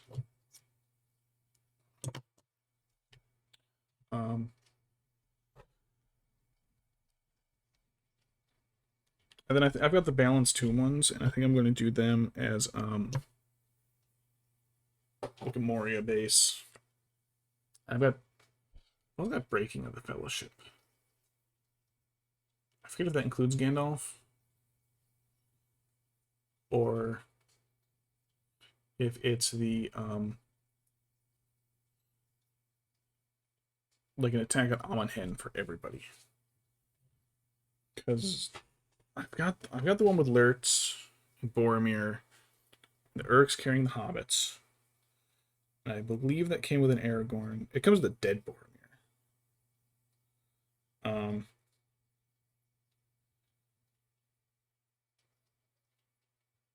I think it comes with Gimli.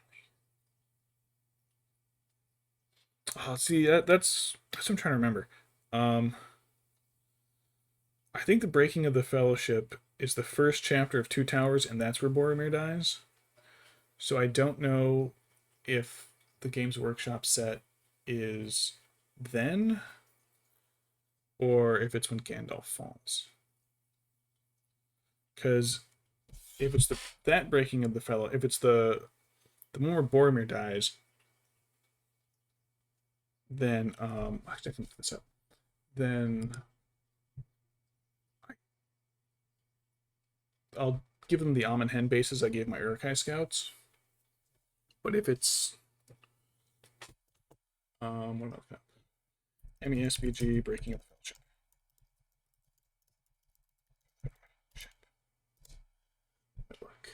Images.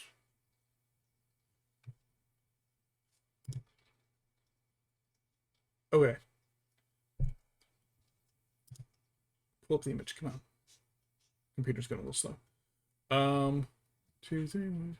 It's all 9 of them. I think it's it's kind of an in between.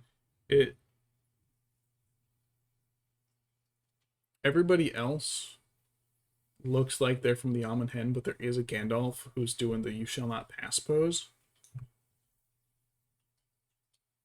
But everybody else really looks like the Almond Hen scene. You've got Boromir. Does he have his horn out? I have this MTO. It looks like Merry and Pippin are running in. Sam and Frodo are running. Merry and Pippin have their weapons drawn. Aragorn has his knife out. Gimli and Legolas are both using hand weapons. Boromir's not blowing his horn, but he is kind of holding his sword up in the air. So they all look like when Boromir dies. And then Gandalf, who shouldn't be there, looks more like a Khazad Dûm pose. So maybe I guess I'll do the other 8 with their Almond Hen bases, because I do have the dead Boromir. I can do... How many Boromirs are there? I have a bunch of Boromirs. Oh my god. But there's also several separate fellowship sets. Fellowship.